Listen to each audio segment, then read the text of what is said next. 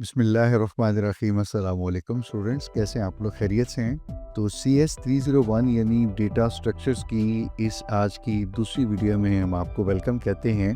आज की इस वीडियो में हम अपनी मिड टर्म एग्ज़ाम की प्रिपरेशन का सब्जेक्टिव पार्ट जो है उसको डिस्कस करने जा रहे हैं। इससे पहले वीडियो 1 में हमने 60 MCQs यानी 60 मल्टीपल चॉइस क्वेश्चन जो है वो अटेम्प्ट किए थे। तो चलिए आज की वीडियो का एजेंडा देखते हैं क्विकली। तो इस वीडियो में हम इंशाल्लाह 40 सब्जेक्टिव टाइप के जो क्वेश्चंस हैं वो रिव्यू करेंगे। इत्मीनान रखिएगा, इंशाल्लाह 40 is enough number of questions. और इतने क्वेश्चंस को आपने रिव्यू कर लिया तो इत्मीनान रखिएगा, इंशाल्लाह आप इस मुश्किल सब्जेक्ट का पेपर बड़े इत्मीनान से, बड़ी आसानी से और बहुत आराम से दे सकेंगे। ना सिर्फ आप एग्ज़ाम दे सकेंगे बल्कि आप महसूस करेंगे कि आपने बहुत अच्छा एग्ज़ाम अटेम्प्ट कर लिया है और आप एक्सपेक्ट कीजिएगा कि आपका बहुत अच्छा रिजल्ट आने वाला है इंशाल्लाह। ख़ासकर उन लोगों के लिए भी जो किसी वजह से तैयारी नहीं कर पाए या बहुत अच्छी तैयारी नहीं कर सके। इस वीडियो को देखने के बाद इंशाल्लाह आपको इत्मीनान हो जाएगा कि अब आपकी अच्छी तैयारी हो गई है। ठीक है, तो चलिए फिर आज की इस वीडियो को प्रॉपरली स्टार्ट करते हैं। तो हमारा क्वेश्चन नंबर 61 है, why queue is a linear data structure. ठीक है, हमने क्यू डेटा स्ट्रक्चर पढ़ा हुआ है। तो पूछा गया कि किस तरह से या क्यों एक क्यू जो है उसको लीनियर डेटा स्ट्रक्चर कहा जाता है। तो बेसिक कुछ 2-3 चीज़ें हैं, मैं रिपीट कर देता हूँ कि क्यू जो है वो हमारी एक लीनियर डेटा स्ट्रक्चर है। नंबर 2, इसमें हम आइटम इंसर्ट करते हैं यानी बैकएंड से, जिसको हम रेयर भी कह लेते हैं, और आइटम्स को हम रिमूव करते हैं एक क्यू के फ्रंट से। और क्यू जो है वो first in first out principle पे या फिलॉसफी पे काम करती है, या उसका operation first in first out है। अब हम देख रहे हैं कि क्यू के अंदर आइटम डालने के लिए या निकालने के लिए, यानी इंसर्ट करने के लिए या रिमूव करने के लिए एक प्रॉपर ऑर्डर है। यानी ऐसा नहीं है कि दरमियान से कहीं आप से निकाल लें और कहीं आप डाल लें और कहीं खाली जगह छोड़ दें, गैप्स डाल लें, यानी डॉट्स या गैप्स आ जाएं बेतरतीब बेहंदम, ना तो आप निकाल रहे हैं ना डाल रहे हैं। एक तरतीब है, एक ऑर्डर है। तो इम्पॉर्टेंट चीज़ फिर यहाँ हाईलाइट कर रहा हूँ और अंडरलाइन भी कर दिया है कि क्यू में एक लीनियर प्रोग्रेशन है, एक लीनियर ऑर्डर है कि हम डेटा इंसर्ट करते हैं तो भी बैकएंड पे, और हमेशा हमें बैकएंड पे ही डेटा इंसर्ट करना पड़ता है। और डेटा निकालते हैं या एक आइटम क्यू से रिमूव करते हैं, हमेशा फ्रंट से रिमूव करते हैं। और ये तरतीब हमेशा एक जैसी रहती है, इस तरतीब ने ऐसा ही रहना है। तो इसीलिए हम कह सकते हैं कि क्यू क्या है, एक लीनियर डेटा स्ट्रक्चर है। क्वेश्चन नंबर 62 है, suppose you have implemented your Q using link memory या नोड्स यूज करके आपने क्यू अपनी इम्प्लीमेंट की हुई है। तो हमें कहा गया कि कोड स्नाइपर लिखेगा कि क्यू के अंदर आपने एक आइटम इंसर्ट करनी है। तो हम अपना फंक्शन स्टार्ट करते हैं। सबसे पहले हमें पता है कि क्यू के अंदर आइटम इंसर्ट करने के लिए हम एन क्यू का फंक्शन यूज कर लेते हैं। एन क्यू का फंक्शन याद रखिएगा, कोई चीज़ हमें रिटर्न नहीं करता, तो इसलिए इसकी रिटर्न टाइप तो क्या होगी, वॉइड। ये कोई एक्स एलिमेंट है जो हम अपनी क्यू में इंसर्ट करना चाह रहे हैं। दूसरे लफ्जों में हम एन क्यू के फंक्शन को एक इंटीजर टाइप का पैरामीटर पास कर रहे हैं। यही वो वैल्यू है जो नोड में हम सेट करेंगे और उस नोड को अपनी क्यू के रेयर यानी बैकएंड पे जोड़ देंगे या इंसर्ट कर देंगे। चूंकि हमने कहा कि हमने क्यू इम्प्लीमेंट की हुई है नोड्स क्रिएटर के, तो सबसे पहला काम हम ये कर रहे हैं कि एक नई नोड क्रिएट कर रहे हैं। और आपने लिंक लिस्ट जब पढ़ी थी तो अपने नोड की क्लास बड़ी डिटेल में पढ़ी थी, तो यहाँ हम वही क्लास यूज करके एक नोड क्रिएट कर रहे हैं। उसके बाद हम दूसरा काम ये कर रहे हैं कि जो हमने पैरामीटर दिया है, ये देखिए इंटीजर टाइप का जो एक्स पैरामीटर है, ये हम वैल्यू दे रहे हैं अपनी नोड क्लास के फंक्शन सेट को। और हम कह रहे हैं कि जो न्यू नोड क्रिएट हुई है उसकी ये वैल्यू सेट कर दी जाए जो हमने यहाँ पास की है एन क्यू के अंदर। अगर हमने एन क्यू में 10 पास किया है तो नई नोड जो क्रिएट हुई है उसकी वैल्यू 10 सेट हो जाएगी। उसके बाद हम ये कह रहे हैं कि चूंकि न्यू नोड हम रेयर पे लगाते हैं, एंड पे लगाते हैं, तो इसलिए न्यू नोड के जो आगे कोई चीज़ नहीं होगी, इसलिए हम उसका नेक्स्ट क्या सेट कर रहे हैं, नल। तो जो हमारी रेयर नोड है उसके हम लास्ट पे क्या सेट कर रहे हैं, अपनी न्यू नोड। दरअसल हम अपनी न्यू नोड को रेयर बना रहे हैं या उसको लास्ट में पॉइंट कर रहे हैं कि ये अब जो नई नोड हमने क्रिएट की है असल में ये हमारी क्या है, लास्ट नोड है। तो ये एक सिंपल कोड स्नैपेट है जिसमें हमने देखा है कि नोड क्रिएट करनी है, उसकी वैल्यू सेट करनी है और उसको फिर रेयर पे पॉइंट करवा देना है अगर हमने अपनी क्यू को लिंक लिस्ट या नोड्स क्रिएट करके इम्प्लीमेंट किया हुआ है। 63 है, write a piece of code of the pop method while the stack is implemented using dynamically allocated nodes. Again वही dynamically allocated nodes, linked nodes या simple nodes, linked memory, ये सारी एक ही चीज़ें हैं। तो nodes हमने यूज़ करके एक stack implement किया हुआ है और इसका अब हमें क्या लिखना है, पॉप मेथड लिखना है। तो क्विकली देखते हैं कि पॉप मेथड कैसे लिखा जाएगा। देखिए, हमें पता है कि पॉप मेथड क्या करता है, स्टैक के जो टॉप पे वैल्यू होती है वो हमें रिटर्न करता है। तो चलिए ज़रा क्विकली देख लेते हैं। ये एक स्टैक है और इसमें अगर आप देखें तो ये स्टैक दिखाया हुआ है कि इसके टॉप पे ये वाली वैल्यू है 1। तो एक्चुअली हमें ये 1 वैल्यू जो है ये पॉप करनी है, इसको बाहर निकालना है या इसको रिट्रीव करना है दूसरे लफ्ज़ों में। और राइट साइड पे अगर आप देखें तो हमने यहाँ पे लिंक्ड मेमोरी या नोड्स को दिखाया है कि किस तरह से ये नोड्स क्रिएट हुए हैं मेमोरी के अंदर और ये स्टैक की वैल्यूज हैं किस तरह से पॉइंट हो रही हैं या फिर यूज हो रही हैं। सबसे पहली बात तो आपने जो याद रखनी है, देखिए पॉप हमें कुछ वैल्यू रिटर्न कर रहा है, ठीक है। इसका मतलब ये है कि इसकी रिटर्न टाइप होगी, इसीलिए यहाँ पर रिटर्न टाइप क्या लिखी हुई है, इंटीजर। और चूंकि पॉप को हम कोई पैरामीटर दे नहीं रही है जो उसने सेट करना है, लिहाजा देख लीजिए पैरामीटर के अंदर कोई चीज भी पास नहीं हो रही, ठीक है, खाली पैरेंथेसिस हैं। तो ये आपने दो चीजें याद रख ली।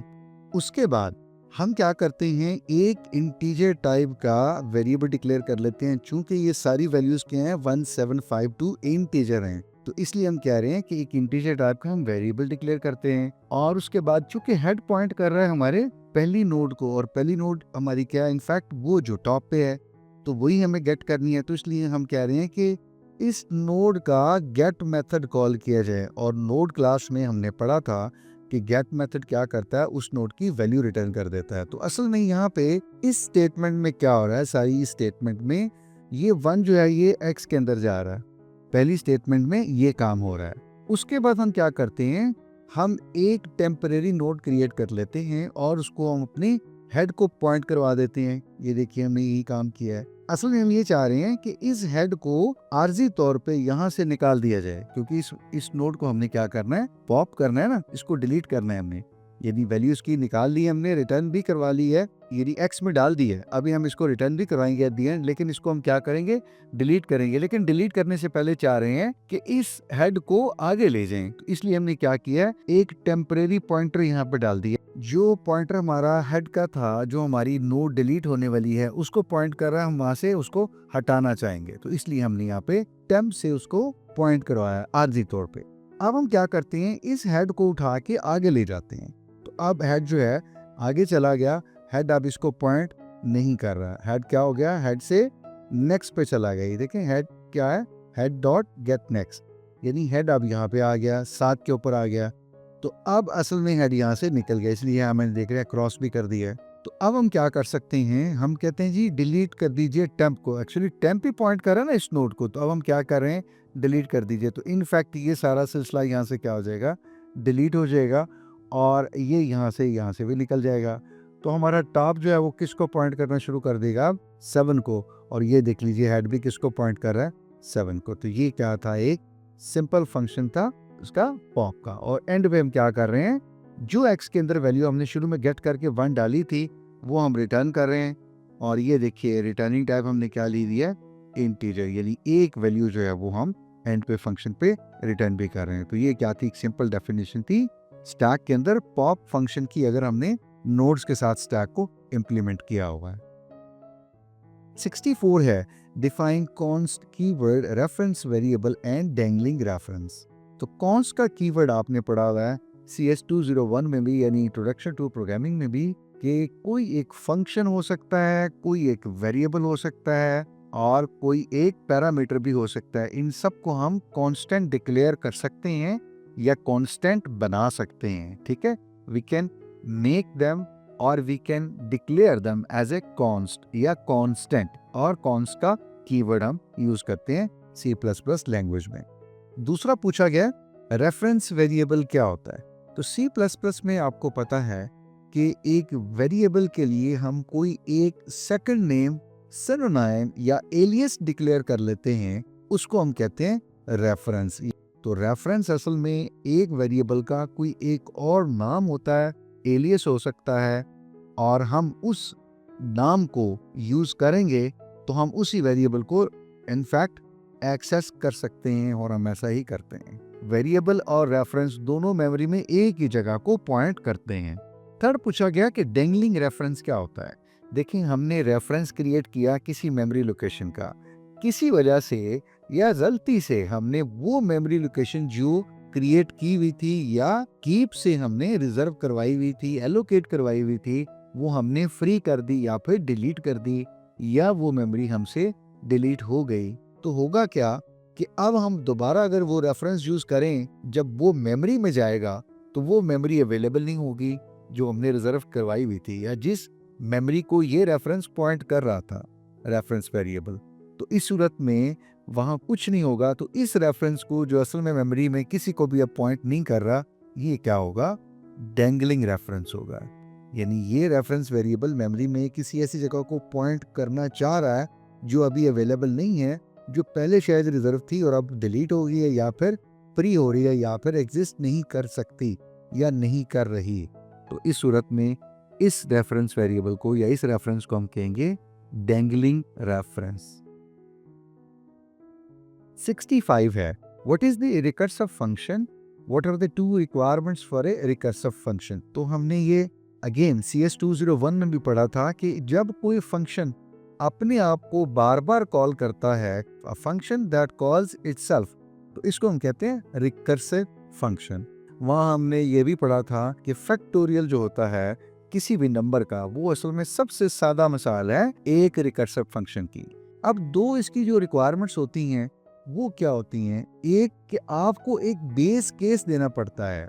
ये बेस केस बताता है, 2 बार रिपीट करेगा फंक्शन अपने आप को, 3 बार, 4 बार, 5 बार, हमें कुछ तो बताना पड़ेगा ना, कि जब तक ये सिचुएशन ना हो जाए फंक्शन अपने आप को कॉल करता रहे। तो ये क्या हो गया? एक बेस कंडीशन, और इसको हम एंकर भी कह लेते होते हैं। ठीक है, this is the stopping condition, कि कब फंक्शन जो है अपने आप को कॉल करना बंद कर दे या रोक दे। ऐसा ना हो कि इन्फिनिटली फंक्शन अपने आप को कॉल करता जाए और फिर हमारा प्रोग्राम कभी भी स्टॉप नहीं होगा, इन्फिनिट एग्जीक्यूशन नहीं रहेगा। दूसरा जो पार्ट होता है वो हमारा रिकर्सिव होता है। वो स्टेटमेंट्स हैं जिसमें फंक्शन फिर अपने आप को दोबारा कॉल कर लेता है with a reduced part, with a smaller version. जैसे हमने कहा कि n का अगर फैक्टोरियल है तो अगला जब फंक्शन कॉल आएगी नेक्स्ट, वो क्या आ जाएगी? n-1 का फैक्टोरियल। उसके बाद फिर क्या फंक्शन कॉल आ जाएगी? n-2 का फैक्टोरियल। और यहाँ तक करते करते स्टॉपिंग कंडीशन क्या आएगी? जब क्या हो? 1 आ जाए, और 1 के बाद फिर फंक्शन कॉल रुक जाती है, या फिर दोबारा फंक्शन अपने आप को कॉल नहीं करता। तो एक स्टॉपिंग कंडीशन होगी, टर्मिनेटिंग कंडीशन होगी, और दूसरा पार्ट क्या हो गया? Recursive call itself. 66 है, how can we delete a node with 2 children in a binary search tree using its right subtree? वो नोड हमें लोकेट करना होगा जिसको हमने डिलीट करना है, और हम आसानी के लिए क्या लेते हैं? टारगेट नोड है जिसको हमने डिलीट करना है। अब हम क्या करते हैं? उस टारगेट नोड का इन ऑर्डर सक्सेसर जो है वो निकालते हैं, और इन ऑर्डर सक्सेसर क्या होता है? उसके राइट सब ट्री में जो स्मॉलेस्ट नोड होगा वो इसका क्या होगा? इस टारगेट का इन ऑर्डर सक्सेसर होगा। हमने वो भी निकाल लिया। तीसरी जो चीज हमें करनी होगी वो ये करनी होगी कि इस नोड को जो डिलीट करना है और जो हमने इन ऑर्डर सक्सेसर निकाला है, उन दोनों की वैल्यूज को आपस में क्या करेंगे? स्वैप कर देंगे या फिर रिप्लेस कर देंगे। ठीक हो गया? यानी इन ऑर्डर सक्सेसर की वैल्यू जो थी वो क्या आ गई? टारगेट के अंदर, और टारगेट की वैल्यू जो है वो इन ऑर्डर सक्सेसर के अंदर चली गई। और लास्ट पे हम क्या करेंगे? हम अपने उस इन ऑर्डर सक्सेसर को रिकर्सिवली डिलीट कर देंगे। इनफैक्ट हमने क्या किया? रिप्लेस इसलिए किया कि हम डिलीट कर रहे हैं अपने सक्सेसर नोड को, तो इसीलिए हमने जो डिलीट होना था वो नीचे लेके आ गए, दूसरे लफ्जों में। तो ये एक तरीका है कि हम अपनी बाइनरी सर्च ट्री में से उस नोड को डिलीट कर सकते हैं कि जिसके 2 children using the right sub tree. 67 है why do we use reference variables, give one example. अच्छा जी, अभी हमने बात की कि रेफरेंस वेरिएबल बेसिकली किसी भी एक वेरिएबल के साथ हम एसोसिएट कर देते हैं। नंबर 2, रेफरेंस वेरिएबल एक्चुअल उस वेरिएबल का क्या होता है, दूसरा नाम या एलियस होता है। नंबर 3, हमने कहा कि रेफरेंस वेरिएबल अगर हम किसी वेरिएबल का बनाते हैं तो वो वेरिएबल जहां मेमोरी में पड़ा हुआ है, रेफरेंस वेरिएबल भी उसी जगह को पॉइंट करता रहता है। तो असल में क्या होता है, जब हम फंक्शन कॉल बाय रेफरेंस करते हैं तो हम अपने फंक्शन में पैरामीटर जब पास करते हैं तो हम क्या करते हैं, उस पैरामीटर का रेफरेंस पास कर देते हैं। और फंक्शन जब उस रेफरेंस को लेता है तो असल में इसके पास एड्रेस होता है और वो उस एड्रेस पे जाके एक्चुअल पैरामीटर्स को जो मैनिपुलेशन करनी है वो कर सकता है, और ये चीजें फिर एक्चुअल पैरामीटर में रिफ्लेक्ट भी होती हैं। सबसे कॉमन यूज जो है वो रेफरेंस वेरिएबल का ये हो सकता है और यही होता है। एक एग्जांपल क्विकली देख लेते हैं कि हमने एक इंटीजर x डिक्लेयर किया जिसको हमने 5 से इनिशियलाइज करा दिया। उसके बाद हमने इस x का एक रेफरेंस डिक्लेयर किया, तो उसको देखें कैसे डिक्लेयर करना है, int और %y और this is equal to x। तो अब y क्या है, x का एक रेफरेंस डिक्लेयर हो गया। तो एक्चुअली x मेमोरी में जहां पड़ा हुआ है या एक मेमोरी लोकेशन जहां ये 5 रखा हुआ है, x भी उसको पॉइंट कर रहा है और y ने भी उसको ही पॉइंट करना शुरू कर दिया है। यहाँ अगर हम x प्रिंट करें तो यकीनन उसकी वैल्यू आप कहेंगे कि 5 प्रिंट होगी, और अगर हम y प्रिंट करेंगे तो भी, चूंकि y भी उसी मेमोरी को पॉइंट कर रहा है जहां x है, प्रिंट करेंगे तो वैल्यू भी क्या होगी, प्रिंट 5। अच्छा, अब हम क्या करते हैं, इस वैल्यू को चेंज करने की कोशिश करते हैं, but not through x but through y। तो हम कहते हैं जी y इज इक्वल टू 6। तो अब y चूंकि जिस मेमोरी को पॉइंट कर रहा है, पहले वहां 5 पड़ा हुआ था या 5 वैल्यू पड़ी हुई थी, अब हमने उसी मेमोरी लोकेशन को क्या कर दिया, चेंज कर दिया, तो 6 प्लेस कर दिया। तो अब अगर हम x को प्रिंट करेंगे तो x 6 प्रिंट होगा, क्योंकि एक्चुअल वो रेफरेंस वेरिएबल ने वो वैल्यू चेंज कर दी है। और y प्रिंट करेंगे तो ऑब्वियसली बात है 6 ही प्रिंट होगा, क्योंकि x और y दोनों एक ही मेमोरी लोकेशन को पॉइंट कर रहे हैं। ठीक है, तो ये एक यूज है रेफरेंस वेरिएबल का कि हम अपने फंक्शन में जब पैरामीटर पास करते हैं तो पास बाय रेफरेंस या कॉल बाय रेफरेंस जो है उसमें यूज कर सकते हैं। और रेफरेंस जो है वो असल में उस लोकेशन का एक्चुअल एड्रेस होता है और फंक्शन जाके मैनिपुलेशन भी कर सकता है। 68, what is the complete binary tree. तो हमने बाइनरी ट्री की डेफिनेशन पढ़ी, उसके बाद कुछ 2-3 टाइप्स भी पढ़ी, उसमें से एक हमने पढ़ी है जी कंप्लीट बाइनरी ट्री, और ये हमने एमसीक्यूज में भी डिटेल से देखा था। क्विकली जरा इसको रैप अप करते हैं। कंप्लीट बाइनरी ट्री में जो 2 चीजें आपने याद रखनी है, वो एक तो ये है कि इसके सारे लेवल कंप्लीटली फिल्ड होते हैं एक्सेप्ट दी लास्ट वन, यानी आखिरी लेवल हो सकता है वो इनकम्प्लीट हो, लेकिन बाकी ऊपर के जितने भी लेवल हैं वो सारे क्या होंगे, कंप्लीट होंगे। आप एग्जांपल के लिए समझिएगा कि ये वाला जो लेवल है इसमें 2 नोड होने चाहिए थे और 2 कंप्लीट हैं। तीसरा लेवल देखिएगा, दिस वन, इसमें यहाँ पे नोड होना चाहिए था, ये कंप्लीट नहीं है। तो ये हम कह रहे हैं कि पॉसिबली भी आखिरी लेवल जो है लास्ट, ये शायद इनकम्प्लीट हो, पूरा कंप्लीट ना हो। लेकिन इसके लिए एक और शर्त है जो आपने ज़हन में रखनी है, और वो ये है कि ये फिल्ड होगा फ्रॉम लेफ्ट टू राइट, यानी ऐसा नहीं हो सकता कि यहाँ 3 के बाद यहाँ पे ये नोड होता और ये 6 ना होता, तो ये दरमियान में कोई स्किपिंग नहीं हो सकती थी। ये फिल होते होते यहाँ तक आ गया कि आखिरी लेवल जो है वो कंप्लीटली तो फिल्ड नहीं है, लेकिन क्या है, लेफ्ट से राइट तक फिल्ड है। ये देखिएगा यहाँ से लेकर यहाँ तक एक तरतीब से फिल्ड है, और आखिरी लेवल में ऑप्शन है कि शायद वो कंप्लीटली फिल्ड ना हो, ऐसा मुमकिन है। Differentiate between a function call by value and a call by reference. तो ये भी अगर आप थोड़ा सा रिफ्रेश करें अपनी मेमोरी को, तो CS201 का कॉन्सेप्ट है कि हमारे पास फंक्शन हम कॉल करते हैं, 2 तरह से हम कॉल कर सकते हैं, एक कॉल बाय वैल्यू होती है और एक कॉल बाय रेफरेंस होता है, और ये हमने एमसीक्यूज में भी थोड़ा डिटेल में देखा था। कॉल बाय वैल्यू में क्विकली हम क्या करते हैं कि फंक्शन की जब कॉल आती है तो हम उस फंक्शन को उन पैरामीटर्स की जो फंक्शन को पास करते हैं एक कॉपी दे देते हैं, और फंक्शन उस लोकल कॉपी को यूज करता है। उन कॉपीज के साथ जो मर्जी छेड़छाड़ मैनिपुलेशन करे वो लोकल फंक्शन के अंदर तक रहती है, एक्चुअल पैरामीटर पे कोई फर्क नहीं पड़ता। सिंटैक्स क्या है, फंक्शन की फॉर एग्जांपल रिटर्न टाइप कुछ नहीं, हमने कहा जी फंक उसका नाम है, और एक इंटीजर x जो है वो हम उसको पास कर रहे हैं, तो x की कॉपी जो है वो पास की जाएगी जब फंक्शन कॉल आएगी। दूसरी हमने कहा कि फंक्शन कॉल बाय रेफरेंस होता है, और इस रेफरेंस में हमने भी बात की थी कि फंक्शन को जब हम पैरामीटर पास करते हैं तो उस पैरामीटर का रेफरेंस पास करते हैं, यानी उसका एक्चुअल एड्रेस पास करते हैं। यूं कॉल बाय रेफरेंस में फंक्शन उस पैरामीटर की एक्चुअल लोकेशन पे जा सकता है, जाके उस वैल्यू को मैनिपुलेट कर सकता है, और ऐसा ही करता है। फंक्शन जो भी वैल्यू मैनिपुलेट करेगा वो एक्चुअल पैरामीटर के ऊपर उसका असर होगा, और एक्चुअल पैरामीटर ही चेंज या अपडेट या मैनिपुलेट होगा। इसका सिंटैक्स अगर आप देखें तो देखिए उसी को हमने दोबारा रीजनरेट किया है कि फॉर एग्जांपल void यानी फंक्शन को रिटर्न नहीं कर रहा कुछ भी, फंक इसका नाम है। और अब के 12 ये देखिएगा डिफरेंस, आप देखिएगा कि कॉल बाय रेफरेंस में हमने x नहीं पास किया बल्कि $x पास किया, यानी अब हम क्या कर रहे हैं, पैरामीटर का रेफरेंस पास कर रहे हैं। तो ये दोनों में फर्क है, ये आपने याद रखना है। 70 है what is a binary tree. Again ये भी बेसिक डेफिनेशन है। आपने दो तरह के डेटा स्ट्रक्चर्स पढ़े हुए हैं, लीनियर भी जैसे क्यू, स्टैक, लिंक लिस्ट हैं, और आपने नॉन लीनियर भी पढ़े हुए हैं जिसमें ट्री जो है वो बहुत कॉमन है। तो एक तो ये याद रखिएगा कि जो ट्री होता है वो नॉन लीनियर डेटा स्ट्रक्चर होता है। दूसरा, ट्री क्या है, एक हायरार्किकल डेटा स्ट्रक्चर है।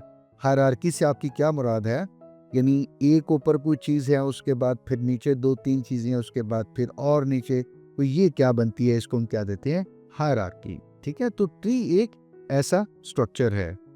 यही ये देखिएगा हमारे पास ऊपर कोई एक चीज़ है और उसके बाद फिर नीचे एंड देन सो ऑन, तो ये एक तरतीब नीचे बनती जाती है, इसको हम कहते हैं हायरार्की। तो इस तरह का डेटा स्ट्रक्चर है ट्री। जो क्विकली बुनियादी चीज़ें दो आपने याद रखनी है वो ये है कि each node has at most 2 children. ये देखिए बाइनरी का मतलब पता क्या होता है, 2।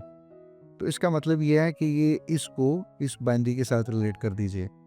तो हर नोड की मैक्सिमम 2 चिल्ड्रन हो सकते हैं।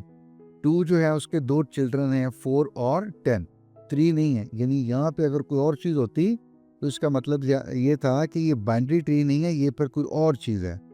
ठीक है, 3 हो जाते हैं ना फिर, तो इसलिए तो हम कह रहे हैं कि जी मैक्सिमम हर नोड के 2 चिल्ड्रन हो सकते हैं। ये देखिए 4 के भी 2 ही हैं, हाँ अलबत्ता 10 का यहाँ पे 1 है और यहाँ पे बिल्कुल नहीं है। एनीवेज 1 है, मैक्सिमम कह रहे हैं कि 2 हो सकते हैं। एक को हम कहते हैं लेफ्ट और एक को हम कहते हैं राइट, यानी 2 का लेफ्ट चाइल्ड 4 है, राइट चाइल्ड जो है वो 10 है। इसी तरह जो 4 नोड है यहाँ पे उसका लेफ्ट चाइल्ड 6 है और राइट चाइल्ड जो है वो 5 है। 3 बुनियादी चीज़ें हो गई। जो टॉप पे नोड होती है उसको आपको पता है हम क्या कहते हैं, रूट कहते हैं। तो यहाँ पे हमारे पास रूट क्या है, 2, और ये मिल के बेसिकली सारी तरतीब क्या बनती है, ट्री लाइक स्ट्रक्चर बन जाता है, जैसे आपने देखा है यहाँ पे भी नजर आ रहा है। तो ये बुनियादी 3-4 चीजें जो आपने बाइनरी ट्री के साथ याद रखनी है। 71 है what is the function of the length method in the Q.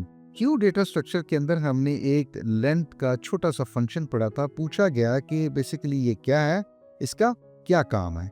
तो देखिए क्यू अगर हमने इम्प्लीमेंट की हुई है, वो चाहे तो हमने नोड से की है, चाहे हमने एरे के साथ कर ली है, लेकिन कहीं ना कहीं इस क्यू के अंदर कुछ एलिमेंट्स हैं और वो एलिमेंट्स हम कहीं ना कहीं काउंट भी करेंगे, या दूसरे लफ्जों में हम ये कहेंगे कि इस वक्त क्यू का साइज जो है वो 5 है, 7 है, 10 है या 15 है। यानी ईच टाइम जब हम क्यू के अंदर कोई आइटम इंसर्ट करेंगे तो उस वेरिएबल को अपडेट कर देंगे और जब निकालेंगे तो उसको माइनस कर देंगे। तो दूसरे लफ्जों में हमारे पास एक साइज का वेरिएबल होता है जो चेक करता है, ट्रैक करता है कि हमने इस वक्त कितने नंबर ऑफ एलिमेंट्स जो है वो क्यू में डाले हुए हैं या इस वक्त क्यू में वो अवेलेबल हैं। तो हम देखें तो ये जो हमारा लेंथ का फंक्शन है ये क्या करता है, असल में इस वेरिएबल को, साइज के वेरिएबल को हमें रिटर्न कर देता है, या हमें बता देता है कि इस वक्त क्यू की लेंथ कितनी है, क्यू में कितने नंबर ऑफ नोड्स अवेलेबल हैं। क्विकली मैं आपको सिंटैक्स भी दिखा देता हूँ इस फंक्शन का, अगर कहीं क्वेश्चन में पूछा जाता है। अच्छा जी, चूंकि हमने कहा कि ये क्या करता है, रिटर्न करता है साइज के वेरिएबल को, और साइज हमने कहा 4, 5, 6 है, तो लिहाजा ये साइज रिटर्न करेगा। तो फंक्शन की रिटर्न टाइप क्या होनी चाहिए, ये देख लीजिए, बहुत आसान है, इंटीजर होगी। लेंथ उसका नाम है, यही हम कह रहे हैं कि लेंथ नाम का फंक्शन है, और चूंकि हम उसको कोई पैरामीटर नहीं दे रहे तो ये देख लीजिए पेरेंथेसिस में कुछ भी नहीं है बल्कि खाली। सिंपली हमने क्या कहा कि ये रिटर्न करता है किसको, साइज को। तो ये देख लीजिए, ये स्टेटमेंट लिखी हुई है कि रिटर्न कर दो किसको, साइज, और नीचे हमने कहीं जाकर डिक्लेयर किया होगा इंटीजर साइज। और जैसे हमने कहा कि क्यू में एक आइटम इंसर्ट करेंगे रेयर के ऊपर तो हम इस साइज को प्लस प्लस कर देंगे, फिर एक और करेंगे तो साइज को प्लस प्लस करेंगे, और जब अगर क्यू से कुछ रिमूव करेंगे फ्रंट से तो इस साइज को माइनस माइनस करेंगे। तो किसी भी लम्हे अगर हम साइज के वेरिएबल को रिटर्न करेंगे तो इसका मतलब क्या होगा कि इस वक्त क्यू की लेंथ कितनी है। 72 है, write the code to set and get the value of object of a node in a linked list. तो हमने लिंक लिस्ट को भी डिटेल में देखा था, क्विकली जरा इसके सेट और गेट दोनों देख लेते हैं। लेकिन ये पूछा गया है कि किसकी, नोड की वैल्यू के लिए, वैल्यू के लिए, या उसको आप ऑब्जेक्ट पार्ट भी कह लेते हैं। ठीक है, हमें पता ना कि एक नोड के अंदर दो चीजें होती हैं, एक डेटा पार्ट होता है, असल में इसकी बात हो रही है, जो ऑब्जेक्ट वैल्यू कह रहे हैं ना, इस पार्ट की बात हो रही है, दिस वन। और ये तो हमारे पास क्या होता है, पॉइंटर होता है जो कि अगली नोड को पॉइंट कर रहा है कि अगली नोड कौन सी है। तो एक्चुअली इसकी बात हो रही है ये डेटा पार्ट की, कि इस पार्ट को हमने सेट भी करना है और गेट भी करना है। ये देखिए दोनों फंक्शन हमें लिखने हैं। तो क्विकली पहले सेटर फंक्शन देख लेते हैं या सेट देख लेते हैं। तो चूंकि हमने सेट करना है, रिटर्न कुछ नहीं करना, तो उसके लिए उसकी रिटर्न टाइप क्या होगी, वॉइड, यानी कुछ भी हम रिटर्न नहीं कर रहे।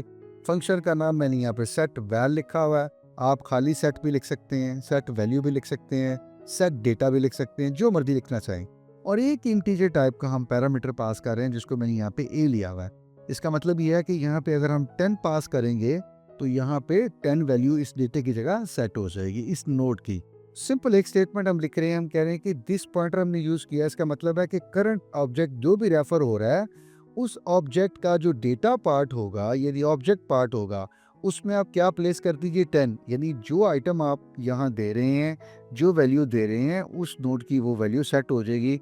तो असल में यहाँ हम क्या कर रहे हैं, ए को यहाँ पे प्लेस कर रहे हैं, 10, 20, 30 जो भी यूजर वैल्यू देगा वो यहाँ पे डेटा पार्ट में प्लेस हो जाएगी। तो ये सिंपल एक ही लाइन है कि हर नोड यानी दिस के पॉइंटर से जो भी नोड एक्सेस कर रही है इस फंक्शन को, उस नोड का ऑब्जेक्ट पार्ट वो सेट हो जाए जो यूजर ने पैरामीटर दिया हुआ है। इन दिस केस हमने ए पास किया हुआ। इसी तरह हमने अब इस नोड को इसकी वैल्यू को किसी पॉइंट ऑफ टाइम पे एक्सेस करना है या गेट करना है या रिट्रीव करना है, तो उसके लिए गेट फंक्शन लिखेंगे, वो भी बहुत सिंपल है। अब चूंकि हमने वैल्यू रिट्रीव करनी है तो फंक्शन हमें एक इंटीजर रिटर्न करेगा, इसलिए इसकी जो रिटर्न टाइप है वो इंटीजर है। गेट वैल्यू मैंने नाम लिखा हुआ है, यानी गेट वैल, आप जैसे मैंने पहले बताया कोई नाम भी यूज कर सकते हैं। और फंक्शन क्या कर रहा है, रिटर्न कर रहा है कि जो भी करंट ऑब्जेक्ट नोड असल में वो यूज कर रही है, इस गेट के फंक्शन को कॉल कर रही है, तो उस नोड का अपना ही ऑब्जेक्ट पार्ट वो उसकी वैल्यू निकले और वो रिटर्न हो जाए। ये देख रहे हैं। तो असल में जब अगर इस नोड के साथ, इस ए नोड के साथ, ए नोड अगर अपना ये फंक्शन कॉल करेगी गेट वैल्यू का, तो हमें क्या रिटर्न होगा, 10। तो यहाँ पे बेसिकली इस इतनी जगह पे क्या आ जाएगा, 10, और ये रिटर्न हो जाएगा। ठीक है, ये हो गया गेट और set for a node's value या ऑब्जेक्ट पार्ट। 73 है, how can we perform level order traversal on a tree. तो हमने ट्री में कुछ ट्रैवर्सल्स पढ़े हुए हैं, यानी ट्री के नोड्स को कैसे विजिट कर सकते हैं हम, उसके कुछ मुख्तलिफ तरीके पढ़े हुए हैं। और उसके पूछा गया है कि जो लेवल ऑर्डर ट्रैवर्सल है वो किस तरह से होती है। तो लेवल ऑर्डर ट्रैवर्सल जो है वो दो तरीकों से हम कर सकते हैं, एक रिकर्सिव कॉल्स भी होती हैं, ये मेथड होता है, और दूसरा नॉन रिकर्सिव मेथड्स भी होते हैं। लेवल ऑर्डर ट्रैवर्सल के लिए आपने जो एक चीज याद रखनी है वो ये है कि हम रूट से शुरू करते हैं और रूट को पहले विजिट करते हैं, उसको प्रिंट कर लेते हैं, उसके बाद फिर नीचे वाले लेवल पे जाते हैं और लेफ्ट साइड से राइट साइड की तरफ पूरा लेवल, एक जो लेवल होता है ना, उस पूरे लेवल को यूं करके प्रिंट कर लेते हैं। ठीक है, यानी हम पहले 14 हमने विजिट किया, 14 को प्रिंट कर लिया, फिर हम निचले लेवल पे आए, 4 को प्रिंट किया, फिर राइट पे चले गए, 15 को प्रिंट किया, उसके बाद हम इस लेवल पे आएंगे, थर्ड लेवल पे 3 को विजिट करके प्रिंट करेंगे, फिर हम राइट साइड पे जाते देंगे, 9 को करेंगे, फिर हम 18 को करेंगे, और उसके बाद फिर हमने देखा कि आगे कोई नोड नहीं है, और फिर हम निचले लेवल पे आएंगे यानी इस वाले पे, और ये सारा करने के बाद फिर हम दिस लेवल एंड दिस, इसको हम कहते हैं लेवल ऑर्डर ट्रैवर्सल। यानी एक एक लेवल लेफ्ट से राइट तक विजिट करके प्रिंट करते जाएंगे, और ऐसा करने के लिए हमें क्यू डेटा स्ट्रक्चर की ज़रूरत पड़ती है। ठीक है, रिकर्सिव मेथड में हमने देखा था ना कि हम स्टैक यूज़ करते हैं, जबकि लेवल आर्डर ट्रैवर्सल के लिए हमें क्यू डेटा स्ट्रक्चर दरकार होता है या रिक्वायर्ड होता है। ठीक है, ये था लेवल आर्डर ट्रैवर्सल जो है वो आप कैसे कर सकते हैं या किस तरह करते हैं। 74 है, what is a dangling reference, how can we prevent from this problem और how can this problem be solved और अवॉइडेड। तो अभी हम शुरू के किसी क्वेश्चन में बात करके आए हुए हैं कि एक रेफरेंस होता है, वो किसी वेरिएबल का होता है या किसी मेमोरी एड्रेस का होता है, उसको वो पॉइंट करता है और किसी वजह से वो वेरिएबल एग्जिस्ट ना करे फर्दर, या फिर वो मेमोरी हम डिलीट करते हैं, फ्री कर दें, वो एग्जिस्ट ना करे, तो इस तरह से क्या होता है, एक अनडिफाइंड बिहेवियर होता है, क्योंकि आपका रेफरेंस मेमोरी में जाता है, वो वेरिएबल उसको जाके मेमोरी को पॉइंट करने की कोशिश करता है, मेमोरी वो अवेलेबल वहाँ पे नहीं होती, तो यूँ ये एक अनडिफाइंड बिहेवियर होता है जो हम कहते हैं कि ये क्या है, इनफैक्ट एक डैंगलिंग रेफरेंस है। अवॉइड किस तरह से हम कर सकते हैं, दो चीज़ें हैं जो हम कर सकते हैं। एक भी ये है कि जो हम लोकल वेरिएबल डिफाइन करते हैं ना फंक्शन के अंदर, उनके रेफरेंस हम रिटर्न ना करें। उसकी वजह ये है कि लोकल वेरिएबल जैसे ही फंक्शन की कॉल ख़त्म हुई तो वो ऑटोमेटिकली डिलीट हो गए, और उनका अगर हमने रेफरेंस किसी और फंक्शन को पास किया या मेन में कहीं भेजा है, तो जैसे ही फंक्शन कॉल ख़त्म हुई लोकल वेरिएबल डिलीट हो गए, मेमोरी से गायब, ख़त्म। अब मेन के अंदर वो रेफरेंस दोबारा मेमोरी में लेके जाएंगे तो वहाँ तो कुछ पड़ा नहीं होगा, तो इसलिए भी क्या हो गया, डैंगलिंग रेफरेंस हो गया। दूसरा ये हो सकता है कि हम इस बात की कोशिश करें कि हम अपने पॉइंटर्स को प्रॉपरली अपडेट करते रहें, यानी एक पॉइंटर हमने अपडेट किया उसका रेफरेंस, और वो अगर पॉइंटर किसी को इस वक्त पॉइंट नहीं कर रहा तो हम उसको क्या कर दें, नल पीटीआर से इनिशियलाइज कर दें। ठीक है, या रीइनिशियलाइज करा दें। नल पीटीआर जब हम कर देंगे तो एटलीस्ट ये होगा कि फिर हमें डैंगलिंग रेफरेंस या डैंगलिंग पॉइंटर का इशू नहीं आएगा, क्योंकि हमने अपने जैसे variable x is equal to 0 कर देते हैं, ऐसे ही हमने अपने पॉइंटर को भी नल पीटीआर कह दिया।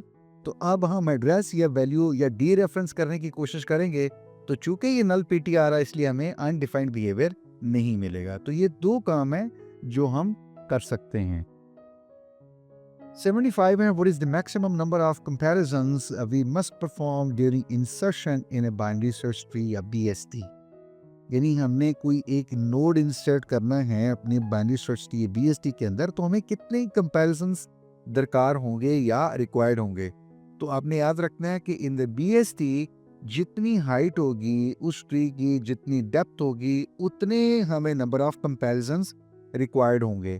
और हमें पता है कि हमें ट्री की हाइट कैसे निकाल सकते हैं, और हमारे पास फार्मूला होता है log base 2 number of nodes plus 1। इसकी जो वैल्यू आएगी उसका हम log बेस 2 कैलकुलेट करेंगे, और जो नंबर आएगा उसमें से 1 माइनस कर देंगे, तो ये हमारे पास पता चल जाएगा कि इस ट्री के लेवल्स कितने बनते हैं।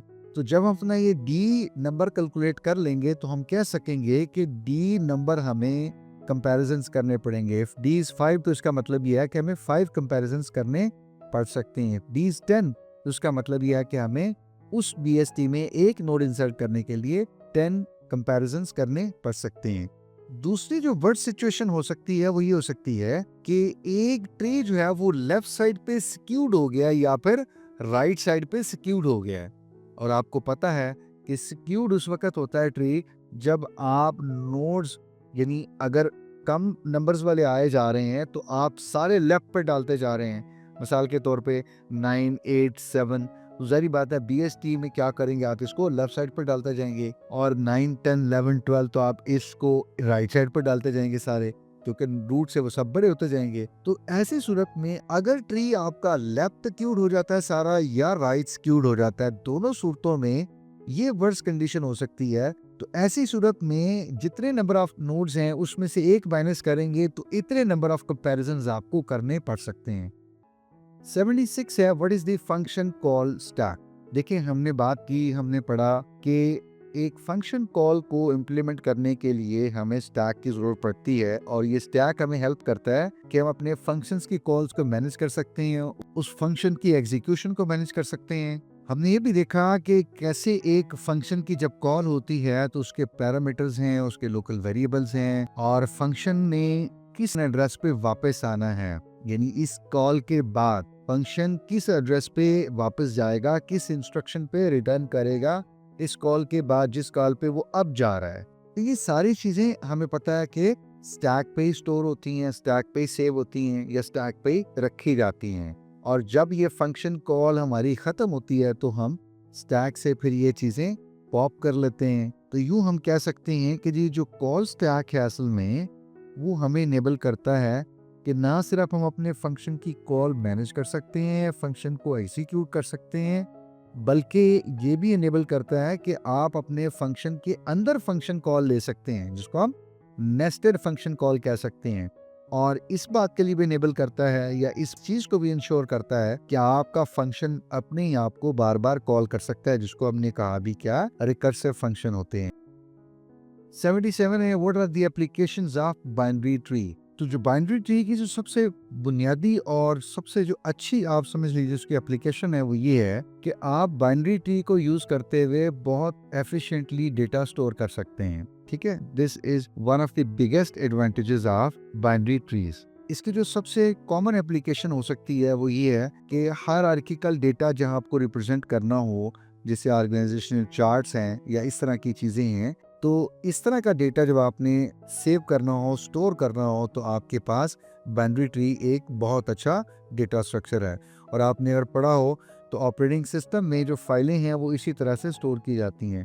सो सबसे जो कॉमन एग्जांपल आप देखेंगे या इसकी जो एप्लीकेशन देखेंगे वो ऑपरेटिंग सिस्टम के अंदर फाइल्स की डायरेक्टरीज होती हैं, फाइल्स के स्ट्रक्चर्स होते हैं, वो बिल्कुल हायरार्किकल स्ट्रक्चर्स होती हैं। यूनिक्स अगर आपने थोड़ी बहुत भी पढ़ी हुई आपका इंट्रोडक्शन है तो आपको पता है सबसे पहले या टॉप पे रूट की डायरेक्टरी होती है, उसके बाद फिर सिस्टम की कुछ डायरेक्टरीज होती हैं, यूजर्स की, बिन की एंड सो ऑन, और उसके नीचे फिर और डिफरेंट डायरेक्टरीज होती हैं। तो यूं ये एक हायरार्किकल डेटा स्ट्रक्चर है।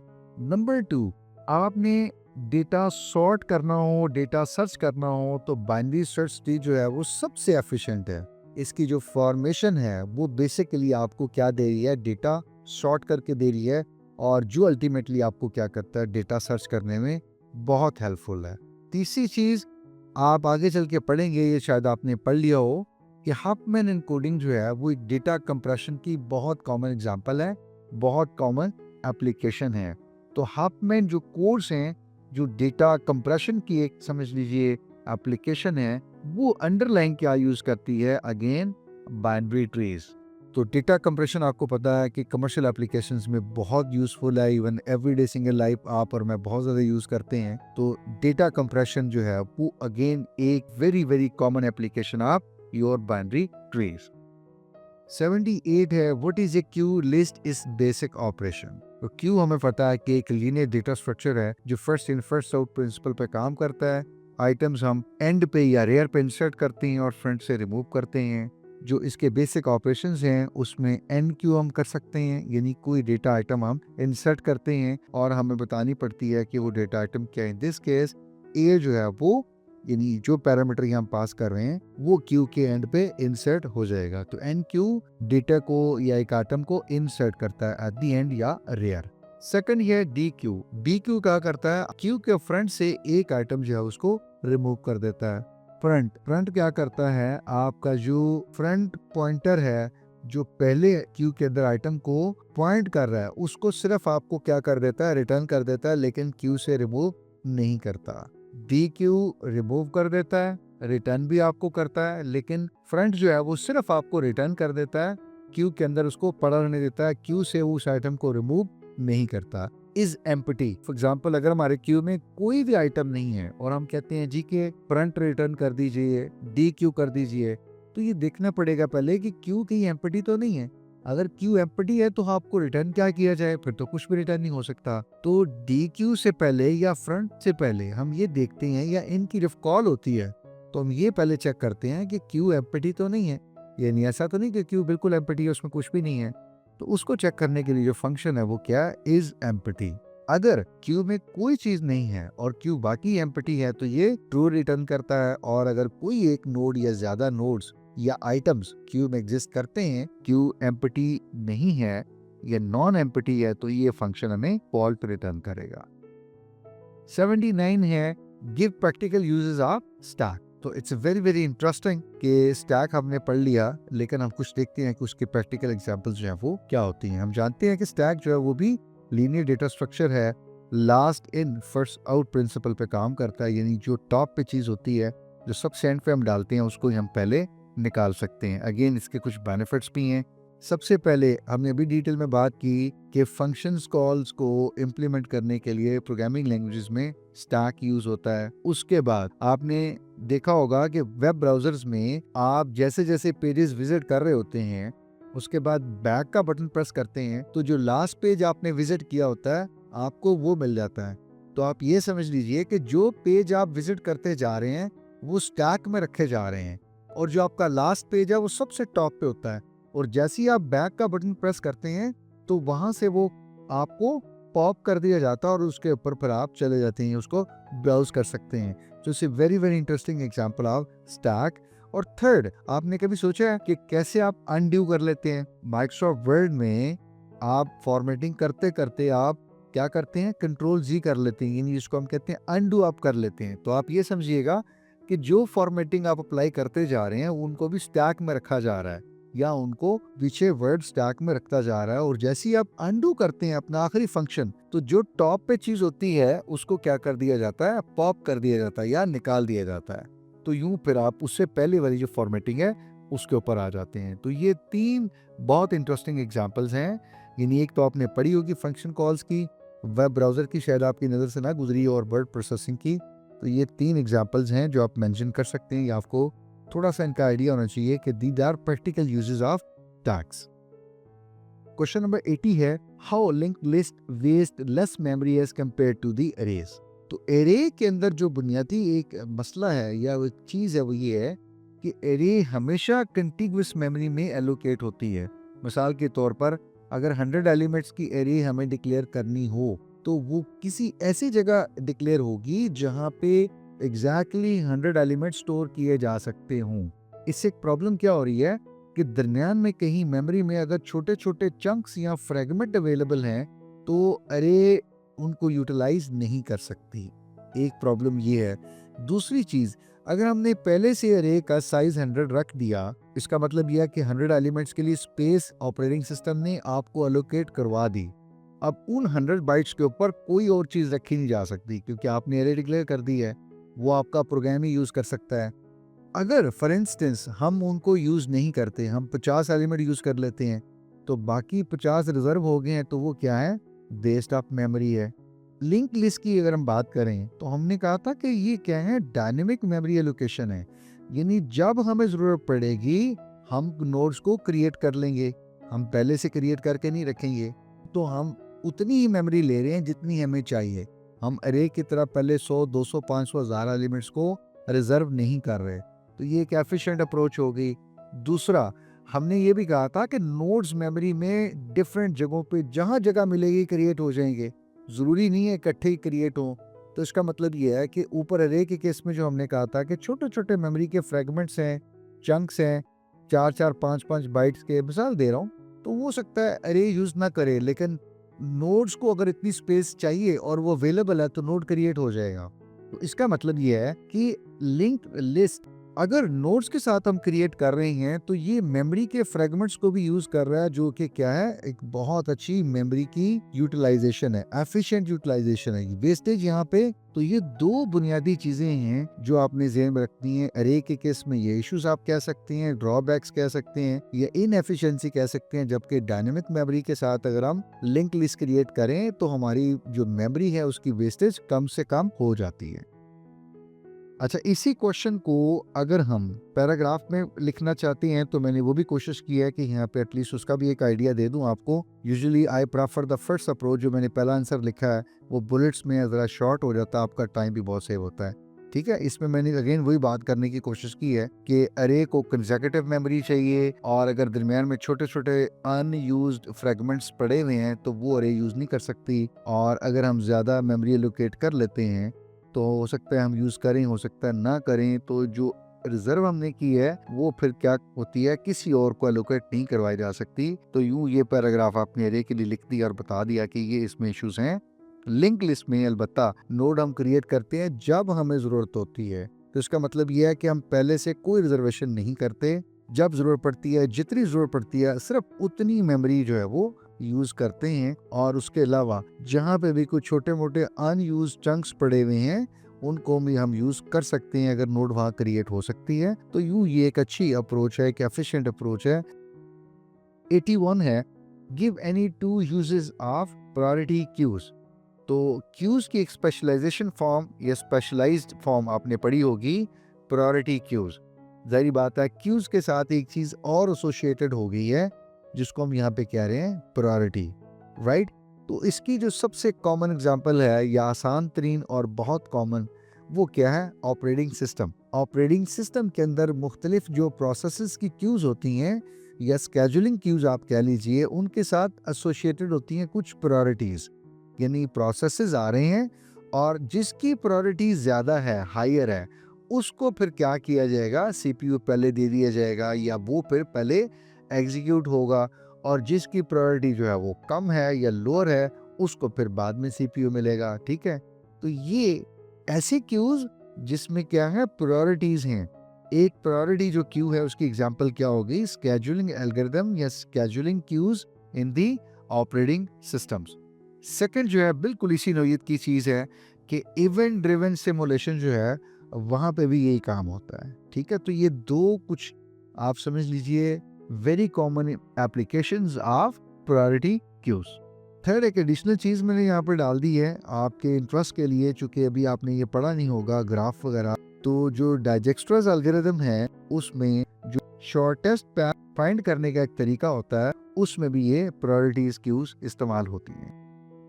82 है, how do we evaluate postfix expression. तो हम देखते हैं कि जी पोस्ट फिक्स एक्सप्रेशन जो है उनको कैसे इवेल्युएट किया जाता है। हमने यहाँ एग्जांपल लिया है कि हमारे पास एक छोटा सा एक्सप्रेशन है 12, 60 और देन प्लस। ये तो हमें पता है ना कि पोस्ट फिक्स है, इसका मतलब है ऑपरेंड पहले आएंगे और ऑपरेटर जो है वो बाद में आएगा। ठीक है, पोस्ट का मतलब बाद में, तो ये हमने लिखा हुआ है।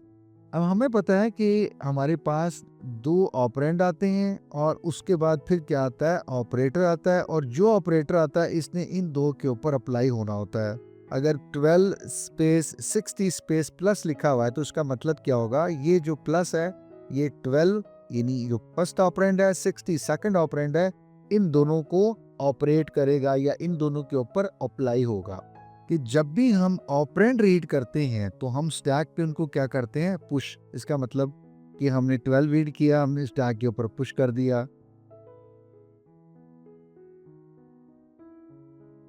उसके बाद हमने 60 रीड किया तो फिर हमने 60 को भी स्टैक में पुश कर दिया। ठीक है, तो जब तक हम ऑपरेंड रीड कर रहे हैं, नंबर्स रीड कर रहे हैं, वेरिएबल्स रीड कर रहे हैं, तो हम क्या कर रहे हैं? उसको स्टैक पे पुश करते जा रहे हैं। जैसे ही हमने ऑपरेटर देखा और ऑपरेटर को रीड किया उसके बाद, जो कि 60 के बाद क्या प्लस साइन है, तो हमने जो पहले पुश किए हुए थे ना ऑपरेंड्स, उनको हमने क्या कर दिया? पॉप कर दिया। हमने 60 को यहाँ से निकाल लिया, हमने 12 को निकाल लिया। ठीक है जी, और उसके बाद जो ये ऑपरेटर था वो हमने अप्लाई कर दिया और जो रिजल्ट बना उसको हमने क्या कर दिया? वापस स्टैक पे पुश कर दिया। तो ये होता है पोस्ट फिक्स एक्सप्रेशंस को स्टैक यूज करके कैसे आप इवेल्युएट कर सकते हैं। 83 है, give the difference between strict and complete binary tree. तो ये दोनों टाइप्स हैं बाइनरी ट्रीज की। क्विकली छोटा सा एक डिफरेंस है तो जरा जल्दी से वो देख लेते हैं। जो स्ट्रिक्ट बाइनरी ट्रीज है, चूंकि लफ्ज है ना जो स्ट्रिक्ट, इसको जरा अपने ज़हन में रखना है। स्ट्रिक्ट का मतलब ये है कि एक बाइनरी ट्री में किसी भी एक नोड का या तो कोई चिल्ड्रन होगा ही नहीं, या फिर कितने होंगे? एग्जैक्टली 2 होंगे। ये थोड़ी सी आप समझ लीजिए स्ट्रिक्टनेस है, थोड़ी सी रिस्ट्रिक्शन है। There is no node with only one child. Strict binary tree में ऐसा नहीं हो सकता। ये दो शर्तें आपने याद रखनी है। और जो कंप्लीट बाइनरी ट्री है, ये अभी हम पहले भी देख के आए क्वेश्चन में कि ये क्या होता है? सारे लेवल ऊपर से लेकर नीचे तक वो सारे कंप्लीटली फिल्ड होते हैं, पूरे फिल्ड होते हैं, एक्सेप्ट द लास्ट वन। ठीक है, जो लास्ट होता है शायद ये अनफिल्ड हो या पार्शली फिल्ड हो, लेकिन इसके लिए ज़रूरी है कि लेफ्ट से राइट फिल होना चाहिए। राइट पे गैप हो सकता है, दरमियान में गैप नहीं हो सकता। 84 है what is meant by an empty stack. हमें पता है कि स्टैक जो है वो एक लीनियर डेटा स्ट्रक्चर है, लीफो प्रिंसिपल पे काम करता है। स्टैक को हम इम्प्लीमेंट कर सकते हैं किससे? अरे से कर सकते हैं, यानी स्टैक एक एब्स्ट्रैक्ट डेटा स्ट्रक्चर है, इसके अंडरलाइन हम अरे भी यूज कर सकते हैं, और हम चाहें तो नोड्स क्रिएट करके यानी लिंक्ड मेमोरी यूज करके भी स्टैक को इम्प्लीमेंट कर सकते हैं। अब एक एम्प्टी स्टैक से हमारी मुराद क्या होगी? अगर तो हमने स्टैक को अरे से इम्प्लीमेंट किया हुआ है, इसका मतलब यह है कि हमारे पास जो अरे है हमने उसका कोई भी इंडेक्स अभी यूज नहीं किया हुआ, या दूसरे लफ्जों में स्टैक के अंदर कोई वैल्यू भी हमने नहीं डाली हुई। तो ऐसी सूरत में ये जो हमारा स्टैक होगा इम्प्लीमेंटेड बाय एन अरे, उसको हम कह सकते हैं कि वो एम्प्टी स्टैक है। दूसरी सूरत ये हो सकती है कि हमने अगर स्टैक को मेमोरी के नोड्स क्रिएट करके और उनको लिंक करके स्टैक क्रिएट किया हुआ है, तो अभी तक हमने कोई नोड क्रिएट नहीं किया हुआ, और इसके लिए हमारे पास इज एम्प्टी का एक फंक्शन होता है, वो हम यूज कर लेते हैं। बाज़ औक़ात उसकी रिटर्न टाइप बुलियन रखी जाती है, बाज़ औक़ात उसको इंटीजर रिटर्न टाइप दी जाती है। दोनों सूरतों में एक ही बात है, कोई ख़ास फ़र्क नहीं है, क्योंकि या तो 1 रिटर्न होगा या फिर 0 रिटर्न होगा। हाँ, अलबत्ता बुलियन के केस में आप ट्रू फॉल्स रिटर्न करते हैं, वो भी आप कर सकते हैं, लेकिन वो होता 0-1 ही है। तो ये चीज़ चेक करने के लिए कि स्टैक एम्प्टी है या नहीं है, हम क्या यूज़ करते हैं? इज एम्प्टी का फंक्शन।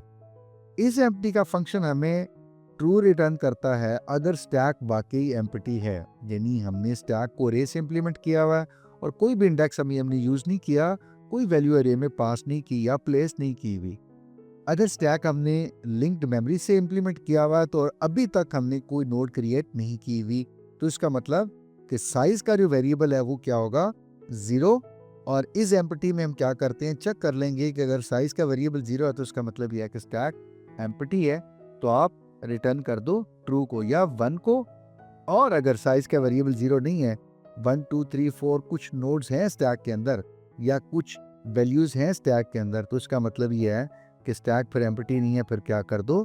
फॉल्स रिटर्न कर दो। 85 है why do we use reference variables also give an example. तो इसके ऊपर हम पहले भी डिटेल में बात करके आ चुके हैं कि रेफरेंस वेरिएबल किसी ऑर्डिनरी वेरिएबल का एक एलियस, सिनोनिम, सेकंड नेम या अल्टरनेट नेम होता है जो उसी मेमोरी को पॉइंट करता है, और ये उस मेमोरी को एक्सेस भी कर सकता है, उस मेमोरी पे पड़ी वैल्यू को भी एक्सेस कर सकता है, मैनिपुलेट भी कर सकता है, और चेंज जो है वो एक्चुअल मेमोरी में रिफ्लेक्ट भी होती है। कॉल बाय रेफरेंस भी हमने देखी, और एक हमने एग्जांपल भी देखी थी वहाँ पे। क्विकली ज़रा इसको डिक्लेयर करने का तरीका मैं दोबारा बता देता हूँ कि हमने कोई एक वेरिएबल डिक्लेयर किया x और उसको हमने 10 कहा, और रेफरेंस वेरिएबल को क्रिएट कैसे करेंगे? int, उसके बाद एम्परसेंड साइन और एक y वेरिएबल में डिक्लेयर किया, और this is equal to x। तो यूं जो ये y है ये इस x का क्या हुआ? रेफरेंस हुआ। अब हम y को यूज़ करें या x को यूज़ करें, दोनों एक ही मेमोरी को पॉइंट कर रहे हैं। 86 है efficiently developed data structures decrease programming effort. Do you agree or not? Justify your answer. हमने बात की थी कि डेटा स्ट्रक्चर अगर एफिशिएंट होंगे तो हमारे प्रोग्राम्स एफिशिएंट चलेंगे, लेस टाइम में चलेंगे, तो हमें एग्री करना होगा क्योंकि ये स्टेटमेंट बिल्कुल ठीक लिखी हुई है। तो आप कह सकते हैं कि जी yes I agree with this statement, कि ऐसा ही है कि अगर अच्छे एफिशिएंट डेवलप्ड डेटा स्ट्रक्चर्स हैं तो हमारी प्रोग्रामिंग एफर्ट जो है वो कम हो सकती है, और यकीनन होगी। इसका जो सबसे पहला फ़ायदा हमें ये होगा कि हमारे पास जो रेडीमेड डेटा स्ट्रक्चर्स अवेलेबल होंगे उससे हमारा जो कोड है वो बहुत सिंप्लीफाई हो जाएगा, बहुत कॉम्पैक्ट हो जाएगा। ठीक है, ये सबसे जो बड़ा फ़ायदा होगा वो हमें इससे ये होगा, हमारी कोड की कॉम्पैक्टनेस या उसकी रीडेबिलिटी बहुत अच्छी हो जाएगी। दूसरा, हमारे पास जो ओवरऑल प्रोग्राम है उसकी परफॉर्मेंस बहुत बेहतर हो जाएगी, क्योंकि हमने इंट्रोडक्शन में भी यही कहा था कि एक प्रोग्राम के अंदर, एक सॉफ्टवेयर के अंदर डेटा कितनी अच्छी तरह से ऑर्गेनाइज्ड है, और जितनी अच्छी तरह वो ऑर्गेनाइज है उतनी अच्छे तरीके से वो डेटा रिट्रीव भी होता है, उतना जल्दी या एफिशिएंट डेटा रिट्रीव होता है। तो आपके पास इंसर्शन के, एडिशन के, सर्चिंग के ये प्रोसेस जो है वो बहुत एफिशिएंट परफॉर्म होते हैं, और हर एप्लीकेशन में आप देख सकते हैं ये काम बुनियादी होते हैं। सॉर्ट करना हो डेटे को, सर्च करना हो, इंसर्ट करना हो, डिलीट करना हो, ये बुनियादी ऑपरेशंस हैं किसी भी सॉफ्टवेयर पैकेज के अंदर, किसी भी एप्लीकेशन के अंदर। तो इसका मतलब ये है कि अगर एफिशिएंटली डेवलप्ड डेटा स्ट्रक्चर्स हों तो आपके प्रोग्राम, आपके सॉफ्टवेयर वो बहुत अच्छा चलेंगे, उनकी परफॉर्मेंस जो है वो बहुत बेहतर होगी, बहुत इंप्रूव होगी, आपका कोड भी कॉम्पैक्ट रहेगा और आपके सॉफ्टवेयर की परफॉर्मेंस भी बहुत अच्छी रहेगी। 87 है, write a piece of code for removing an element from the linked list data structure if it is implemented by a linked memory या linked nodes।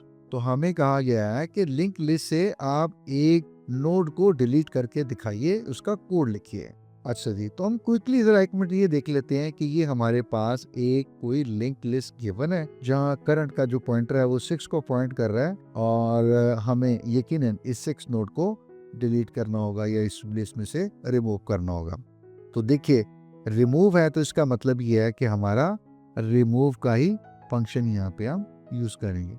चूंकि हमें इसमें सिर्फ रिमूव करना होता है, हमें कोई वैल्यू रिटर्न नहीं करनी होती, तो इसलिए ये फंक्शन की रिटर्न टाइप है वो वॉइड होगी, शुरू में देख सकते हैं आप। और हमने कुछ सेट नहीं करना, इसलिए कोई पैरामीटर भी इस फंक्शन को हम पास नहीं कर रहे, ब्लैंक लिखा हुआ है। अब एक चीज डिलीट करने से पहले वो जरा केयरफुली आपने देखना है, वो कंडीशन ये चेक करनी है कि जो नोड आपने डिलीट करना है कहीं वो खुदा न खास्ता ऐसा तो नहीं कि वो नल है। अगर तो वो नल है तो इसका मतलब यह है कि फिर डिलीट क्या करना, जब कुछ चीज है ही नहीं तो डिलीट क्या करेंगे। तो इसलिए एक तो ये चीज चेक कर ली, और ये एंड है, इसका मतलब है जो बाद वाली कंडीशन है इसका भी ट्रू होना जरूरी है।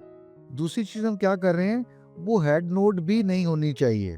यानी ऐसा नहीं है कि आप अपनी इस नोड को गलती से डिलीट कर दें। अगर आप इस नोड को डिलीट करते हैं इसका मतलब यह है कि फिर लिस्ट कहाँ से शुरू हो रही है वो आपको पास तो ट्रैक रहा नहीं है। तो ये दो बुनियादी चीजें जो आपने देखनी होती हैं कि दोनों कंडीशंस अगर ट्रू हैं तो इसका मतलब यह है कि आपका पॉइंटर किसी और नोड के ऊपर है जिसको आप डिलीट कर रहे हैं, और यूं आप कर सकते हैं। उसके लिए हमें क्विकली जरा पहले देखने की कोशिश करते हैं कि हमें करना क्या होगा। हमें करंट नोड को डिलीट करना है ना, तो इसका मतलब ये है कि ये 6 को डिलीट करना है, तो ये जो 2 का पॉइंटर है ना इसको उठा के यहाँ लाना होगा 8 के ऊपर। तो ये देखिए, ये पहला काम यही किया जा रहा है कि जो लास्ट करंट है इसका नेक्स्ट बनाना होगा 8 को।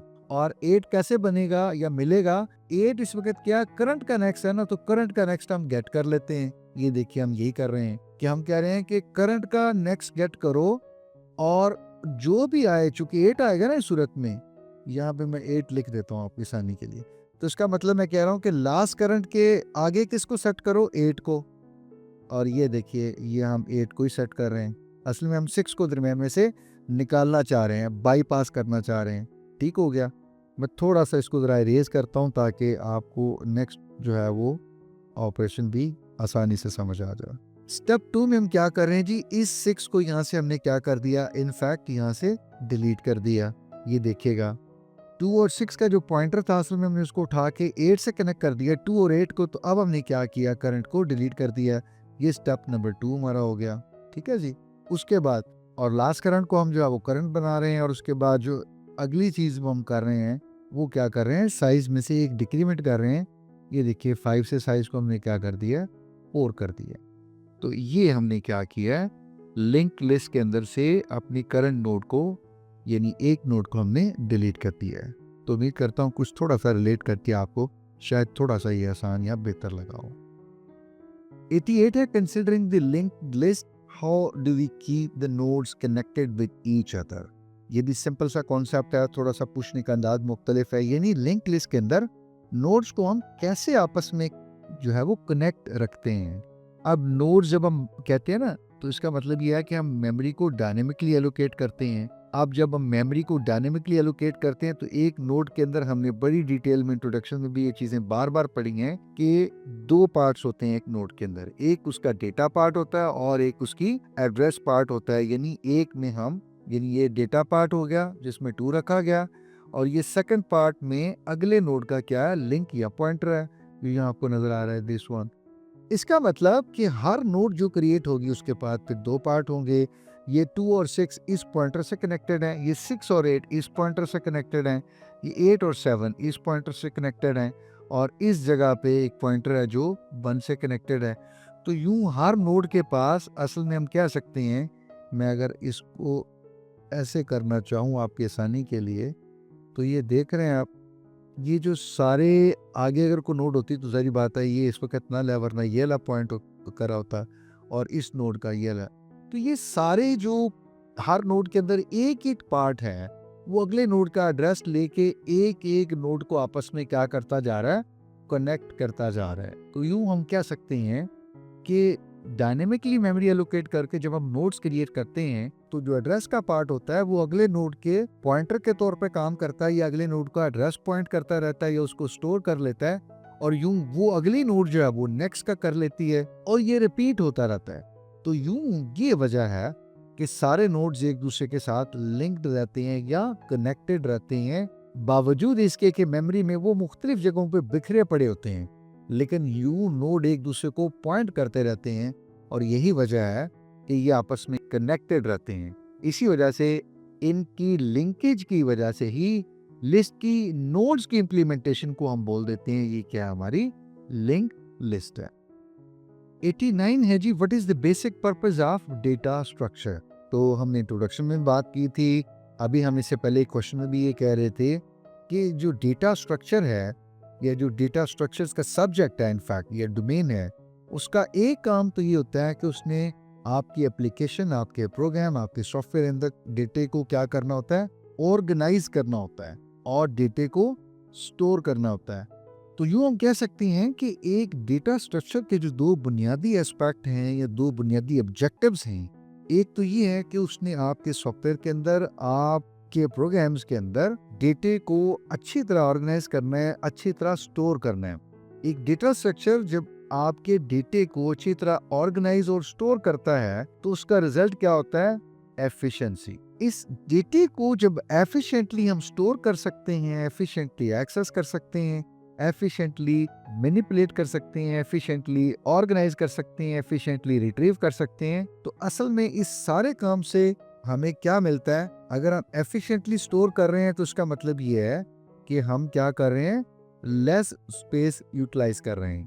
नहीं, ऐसा हो सकता है ना कि हम कमरे में 10 चीजें रखें, इस तरतीब से रखें कि सारा कमरा भर जाए, लेकिन बाज़ औक़ात इस तरतीब से हम रखते हैं चीजें कि आधा कमरा फिर भी हमें स्पेस मिल जाती है। वजह क्या होती है, वो जो चीजें हमने प्लेस की हैं एक अच्छी तरतीब से हमने रखी हैं, बड़ी इंटेलिजेंटली उनको प्लेस किया है, ताकि स्पेस आदि हमने और यूटिलाइज कर ली है या फिर अवेलेबल कर ली है या अपनी स्पेस बचा ली जाती है, कह लीजिए। जो दूसरा अच्छा फायदा ये इससे एफिशिएंसी मिलेगी वो क्या होगा कि हम अपने डेटे को अगर अच्छी तरह स्विफ्टली और रैपिडली एक्सेस कर सकते हैं, एफिशिएंटली एक्सेस कर सकते हैं, तो हमारी एप्लीकेशंस बड़ी जल्दी डेटा रिट्रीव कर लेंगी, हमारे सर्च फंक्शन बड़ी जल्दी परफॉर्म हो जाएंगे, हमारी एप्लीकेशंस की जो परफॉर्मेंस है वो बहुत अच्छी होंगी, और यूं रिस्पॉन्स टाइम बहुत अच्छा होगा। एप्लीकेशन बहुत लेस टाइम में ये सारे ऑपरेशंस परफॉर्म करेगी, सर्चिंग के, इंसर्शन के, डिलीशन के, इन सब चीजों के। तो आप ये समझ लीजिए कि एक डेटा स्ट्रक्चर के बेसिकली बुनियादी दो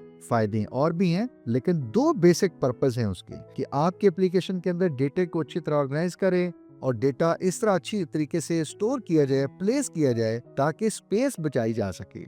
लेस स्पेस में अच्छा कॉम्पैक्ट डेटा रखा जाए, वो रीड भी अच्छा हो, रिट्रीव भी अच्छा हो, एप्लीकेशन की परफॉर्मेंस है और उसकी रिस्पॉन्सिवनेस जो है वो बहुत अच्छी हो। Question number 90, give one advantage and disadvantage of recursive programming. ये टाइपो है, इनफैक्ट यहाँ पे ऑफ है। तो रिकर्सिव प्रोग्रामिंग की एक कोई एडवांटेज भी लिखती है और एक डिसएडवांटेज भी लिखती है। इससे पहले हम बात कर चुके हैं कि फंक्शन जब अपने आप को बार बार कॉल करता है तो वो फंक्शन कहलाता है रिकर्सिव फंक्शन। तो यही अप्रोच जो है वो क्या कहलाती है, रिकर्सिव प्रोग्रामिंग। इसे एक फायदा ये हो जाता है कि आपका जो कोड है ना वो बहुत शॉर्ट हो जाता है, वो बहुत कॉम्पैक्ट हो जाता है, बहुत कंसाइज हो जाता है, और कुछ फंक्शंस या कुछ एप्लीकेशन या कुछ इम्प्लीमेंटेशन ऐसी हैं जो रिकर्सिव को प्रेफर करती हैं, ठीक है। वरना अगर straight forward non recursive code लिखा जाए तो वो बहुत लेंथी हो जाता है, ठीक है। आपने शायद ट्री ट्रैवर्सल के जो है वो प्री, इन और पोस्ट ऑर्डर के फंक्शंस भी देखे होंगे, वो भी क्या है, रिकर्सिव नेचर के ही हैं। अच्छा, इसका जो डिसएडवांटेज हो सकता है ना वो बहुत कॉमन, कि ये तरीका बाज़ औक़ात क्या होता है, लेस एफिशिएंट होता है। उसकी वजह ये होती है कि जब आप फंक्शन अपने आप को बार बार कॉल करता है ना, तो उस कॉल की ओवरहेड, उस स्टैक के ऊपर जो ओवरहेड ऐड हो रहा है उसकी ओवरहेड, ये सारी चीज़ें, ये सारी कॉस्ट हो रही है, ठीक है, मेमोरी कॉस्ट हो रही है, इन सब चीज़ों को मैनेज करने की कॉस्ट आ रही है, परफॉर्मेंस के ऊपर फ़र्क पड़ रहा है, तो ये क्या है, एक डिसएडवांटेज है। 91 है, why does stack increases downward and heap upward. हमने बात की थी और ये पढ़ा था कि किसी भी प्रोसेस को ऑपरेटिंग सिस्टम 4 चीजें एलोकेट करके देता है, या मेमोरी जो एलोकेट करता है वो 4 सेक्शंस में डिवाइड कर सकते हैं हम। एक में उसका कोड आएगा, एक में कुछ स्टैटिक डेटा इन्वॉल्व होता है तो वो आएगा। अच्छा, ये 2 चीजें अहम हैं जिनकी तरफ हमें तवज्जो देनी है और क्वेश्चन में पूछे भी हैं। वो ये है कि स्टैक जो है वो आप देख रहे हैं डाउनवर्ड बढ़ता जा रहा है, इंक्रीज हो रहा है, यानी यहाँ से स्टार्ट हो रहा है इस जगह से और डाउनवर्ड बढ़ता जा रहा है, और जबकि हीप जो है वो यहाँ से स्टार्ट हो रही है और इंक्रीज अगर हो रही है, यानी डायनेमिकली हम मेमोरी एलोकेट कर रहे हैं, जिसकी सबसे आसान मिसाल हमने कहा कि नोड्स क्रिएट करते हैं, तो वो क्या हो रहा है, अपवर्ड क्रिएट हो रही है, सॉरी इंक्रीज हो रही है। तो ऐसा पूछा गया कि क्यों होता है। स्टैक जो है ना वो टिपिकली डाउनवर्ड ग्रो करता है, यानी लोअर मेमोरी की तरफ ग्रो करता जाता है, टॉप से लेकर लोअर मेमोरी की तरफ से। वो इस वजह से किया जाता है कि ये ताकि किसी और मेमोरी के ऊपर ये ओवरलैप ना करे। सिमिलरली हीप के साथ भी बिल्कुल ऐसा ही है। हीप, अगर सोचिए ना एक मिनट के लिए कि नीचे 4 चीजें बाकी प्रोसेस की हैं और हीप यहाँ से शुरू करते करते ज्यादा, तो क्या हो जाएगा, जब यहाँ पहुंचेगी तो असल में तो किसी और प्रोग्राम की जगह होगी ना वो। यहाँ हीप निकल के आप ये समझ लीजिए यहाँ पहुंच गई, तो इससे आगे तो उसको जाना नहीं चाहिए था। अब देखिए क्या किया, हीप इतनी इंक्रीज हो गई कि हीप किसी और प्रोसेस के ऊपर उसने ओवरलैप कर दिया, या किसी और प्रोसेस की स्पेस के ऊपर ओवरराइड कर दिया। तो यूं ये क्या होगा, जो नीचे वाला प्रोसेस होगा वो क्या हो जाएगा, ओवरराइड। इसका मतलब यह है कि वो प्रोसेस आप समझ लीजिए टर्मिनेट हो गया, या करप्ट हो गया, या अबॉर्ट हो गया, ऐसे ही होगा ना, क्योंकि उसकी मेमोरी जब ओवर आइटम कर देंगे। तो ऐसा नहीं होता। तो इसीलिए कोशिश की जाती है कि हीप को और स्टैक को अपोजिट डायरेक्शन में रखा जाए। स्टैक अगर मूव कर रहा है तो नीचे मूव करता जाए, और हीप यहाँ से शुरू हो रही है तो हीप ऊपर मूव करती जाए, ताकि ये इतनी स्पेस जो है ना एक ही प्रोसेस की है, ठीक है, ये एक ही प्रोसेस की है। तो यूं अगर खुदा न खास्ता ये ओवरलैप करते हैं तो अपने ही प्रोसेस में करेंगे, और यही प्रोसेस फोर टर्मिनेट या अबॉर्ट होगा। ये बाकी जो प्रोसेस ऊपर नीचे चल रहे हैं, जिनको शायद ऊपर या नीचे मेमोरी एलोकेट हुई हुई है, ये दोनों किसी और के ओवरलैप ना करें, उन मेमोरीज को ओवरराइट ना करें। 92 है, what problems do we face with the list when we implement through an array? कि जब हम लिस्ट इंप्लीमेंट करते हैं अरे के साथ तो हमें क्या इश्यूज फेस करने पड़ते हैं। तो सबसे पहली बात हमने क्विकली देख लेते हैं, पहले भी कही है कि अरे के केस में हमें कंसेक्यूटिव मेमोरी चाहिए होती है। तो हम क्या करते हैं, जो छोटे छोटे मेमोरी के चंक्स होते हैं उनको हम छोड़ देते हैं। तो दिस इज द प्रॉब्लम, ठीक है, ये एक इशू है अरे के साथ, वो अनयूज रह जाते हैं। तो ये क्या है, इनएफिशिएंसी है स्पेस की। दूसरा ये है, अगर हमने अरे डिक्लेयर कर दी 100 की और हमने 100 को यूज नहीं किया, तो हमने मेमोरी तो रिजर्व कर ली लेकिन हमने यूज नहीं किया, तो ये क्या, मेमोरी का वेस्ट हो रहा है। थर्ड ये है कि अरे को हमने डिक्लेयर कर दिया, चाहे कंपाइल टाइम पे चाहे रन टाइम पे एक दफा अरे डिक्लेयर होगी, उसका साइज फिक्स हो गया। अब हम आसानी से कोई रन टाइम पे उसके बाद दोबारा अरे को चेंज नहीं कर सकते। तो ये एक थोड़ी सी रिजिडिटी है इसके अंदर। और जो लास्ट, कि अगर अरे के अंदर से कोई भी स्टार्ट से या दरमियान में से एक आइटम हमने डिलीट कर दिया, तो हमें क्या करना पड़ेगा, राइट साइड पे जो सारे आइटम्स हैं उनको लेफ्ट शिफ्ट करना पड़ेगा। मिसाल के तौर पे ये हमने एक अरे क्रिएट की हुई है और ये लिस्ट बनी हुई है, और यहाँ पे कोई आइटम पड़ा हुआ था और हमने इसको कोई यहाँ से डिलीट कर दिया। अब अगर डिलीट किया तो इसका मतलब दरम्यान में गैप आ गया, और हमने कहा कि नहीं, लिस्ट जो है वो लीनियर डेटा स्ट्रक्चर है। इसका मतलब ये है कि ये सारे जो एलिमेंट हैं यहाँ से लेकर यहाँ तक, इनको हमें एक लेफ्ट मूव करना है। और सोचिएगा, अगर ये 1000 हो, 10,000 हो, लाख हो, तो क्या ख्याल है, 1,00,000 आइटम्स को लेफ्ट मूव करना ये आसान बात है, खासा टाइम टेकिंग काम है। तो इसलिए हम कह रहे हैं कि इसके अंदर जो कॉस्ट ऑफ डिलीशन है, या जिसका डिलीशन का प्रोसेस है, किसी एक नोड को, किसी एक आइटम को लिस्ट में से डिलीट करके और बाकी राइट सारी आइटम्स को लेफ्ट शिफ्ट करना, ये क्या है, खासा कॉस्टली काम है। तो इसलिए ये कुछ 4-5 बुनियादी जो चीज़ें हैं, ये प्रॉब्लम्स हैं अगर हम अरे यूज़ करते हैं अपनी लिस्ट के लिए।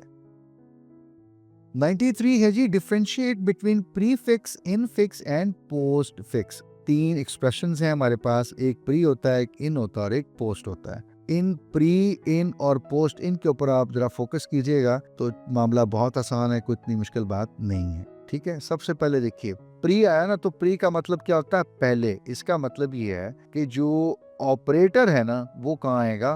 पहले। और इसकी एग्जांपल हमने क्या लिखी है कि ऑपरेटर पहले या प्लस वाला, और ए और बी दोनों क्या हैं? ये ऑपरेंड है, तो ये बाद में आ रहे हैं। तो ये एक्सप्रेशन क्या कहलाएगा? Prefix expression. इनफिक्स, इन का मतलब क्या आएगा? दरमियान में। तो इसका मतलब कि आपके जो रेगुलर एक्सप्रेशन में और आप रोज देखती हैं plus B X plus Y, 4 plus Y, ये क्या है? इनफिक्स ऑपरेशन हैं या इनफिक्स एक्सप्रेशन है। यानी जहाँ पे ऑपरेटर क्या आ रहा है? दरमियान में आ रहा है। दो ऑपरेंड है ए और बी, इन ऑपरेंड के दरमियान यहाँ पे ये ऑपरेटर आ रहा है, तो ये क्या? इनफिक्स है।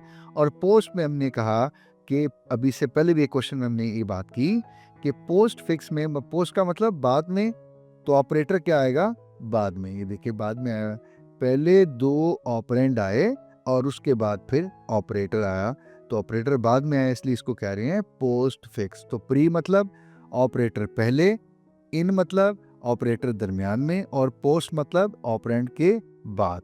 94 है, what are the different tree traversal methods. कि ट्री आपने बना लिया या बाइनरी ट्री आपने बना लिया, तो अब आपने उनको एक एक नोड करके जाके विजिट करना है, प्रिंट करना है, तो इसके लिए जो लफ्ज इस्तेमाल होता है उसको हम कहते हैं ट्रैवर्सल। तो इसके कितने तरीके हैं, कितने मेथड्स हैं? तो हमारे पास आमतौर पे 3 मेथड्स होते हैं। एक को हम कहते हैं प्री। अगेन यहाँ प्री, पोस्ट और जो इन है उसको भी आपने किससे डिनोट करना है या रिलेट करना है? रूट के साथ। तो प्री को रूट के साथ जोड़िएगा जरा। प्री का मतलब पहले, इसका मतलब यह है कि रूट कहाँ प्रिंट होगा या कैसे विजिट होगा? सबसे पहले, उसके बाद लेफ्ट, और उसके बाद फिर क्या होगा? Right node. इनका मतलब रूट कब होगा? दरमियान में। ठीक है, रूट दरमियान में। ये देखें, पहले लेफ्ट सब ट्री या लेफ्ट नोड हो रहा है, रूट जो है वो दरमियान में है, और राइट फिर एंड पे हो रहा है, तो ये इन को फिर रूट के साथ जोड़िएगा। थर्ड जो है वो हमारे पास पोस्ट ऑर्डर होता है। पोस्ट का मतलब बाद में, तो ये देखें रूट जो है वो बाद में विजिट हो रहा है, पहले लेफ्ट हम कर रहे हैं विजिट, फिर राइट कर रहे हैं, और फिर हम ट्री के रूट को कर रहे हैं। और इससे पहले हमने भी एक क्वेश्चन में लेवल ऑर्डर ट्रैवर्सल देखी थी कि आप क्या करते हैं कि एक सेम लेवल के ऊपर आप चले जाते हैं, तो उस लेवल के ऊपर आप लेफ्ट से लेकर राइट तक, यानी लेफ्ट से राइट तक आप पूरा ट्रैवर्सल करते हैं, और उसके बाद फिर उससे निचले लेवल पे आते हैं, यानी एक लेवल डाउन आ जाते हैं, और फिर आप क्या करते हैं? दोबारा लेफ्ट से राइट जाते हैं, और उसको करने के बाद फिर एक लेवल डाउन आते हैं, और फिर ये रिपीट करते रहते हैं जब तक कि आपके पास लीफ नोड्स नहीं आ जाते, और लीफ नोड्स भी आप इसी तरतीब से विजिट करके प्रिंट कर लेते हैं, देन यू आर डन। तो ये तकरीबन कुछ 4 बुनियादी तरीके हैं किसी ट्री को ट्रैवर्सल करने के। 95 है, construct a binary search tree BST for the given data. हमें कुछ नोड्स दिए हुए हैं, इस तरह के क्वेश्चंस भी आते हैं, तो एक आध क्वेश्चन मैंने इंटेंशनली इसको इंक्लूड किया है ताकि आपकी ये भी प्रैक्टिस हो जाए। तो ये कुछ नोट्स वैल्यू दी हैं 45, 15, 79, 90, 10, 55, 12, 20 एंड 50। तो हमें कहा गया कि इन नोट्स को देखते हुए आपने BST क्रिएट करना है। 45 को आपने रूट के तौर पर लेना है, ठीक है। और ये कहा जाता है आमतौर पे कि जो फाइनल BST बनेगा ना, आप सिर्फ उसको दिखा दीजिए, चूँकि ज़ाहिर बात है अगर आपको प्रोसेस आता है तो ही फाइनल ट्री आप सही बना सकेंगे। तो ज़रूरी नहीं है कि स्टेप बाय स्टेप जो है वो सारी चीज़ें दिखाएं, क्योंकि वो काफ़ी लंबा लेंथी काम होता है और एग्ज़ाम में इतना टाइम नहीं होता, ठीक है। तो चलिए मैं आपको पहले दिखाता हूँ कि बेसिकली ये ट्री बनेगा कैसे और किस तरह से एक एक स्टेप जो है वो हम फॉलो करने की कोशिश करते हैं। तो हमारे पास सबसे पहले कहा गया कि 45 को आपने रूट पे लेना है, तो ये देख ली 45 को हमने रूट के तौर पर ले लिया। उसके बाद अगली नोड हमारे पास क्या है? 15 है। तो 15 को हम देखेंगे कि 45 से अगर तो लेस है तो फिर ट्री के क्या आएगा? या इस रूट के लेफ्ट साइड पे आएगा, और अगर 45 से अगला नोड ज़्यादा बड़ा है, ग्रेटर है, तो फिर इस 45 के राइट साइड पे आएगा। और चूंकि 15 45 से लेस है इसलिए इसके लेफ्ट साइड पे आएगा, ठीक है। तो यहाँ पे 45 के बाद आ गया हमारा 15। अब नेक्स्ट नोड है हमारे पास 79। तो 79 को देखा जाएगा कि 79 जो है वो रूट यानी 45 से लेस है तो लेफ्ट साइड पे आएगा, और चूंकि 79 ग्रेटर है तो इसलिए 45 के राइट साइड पे जाएगा। ठीक हो गया। उसके बाद नेक्स्ट है जी 90। तो 90 को देखा जाएगा रूट से, वो जाहिर बात है उससे बड़ा है। फिर 90 को 79 से कंपेयर किया जाएगा और 90 79 से भी चूंकि बड़ा है तो इसलिए 79 के भी वो राइट साइड पे जाएगा।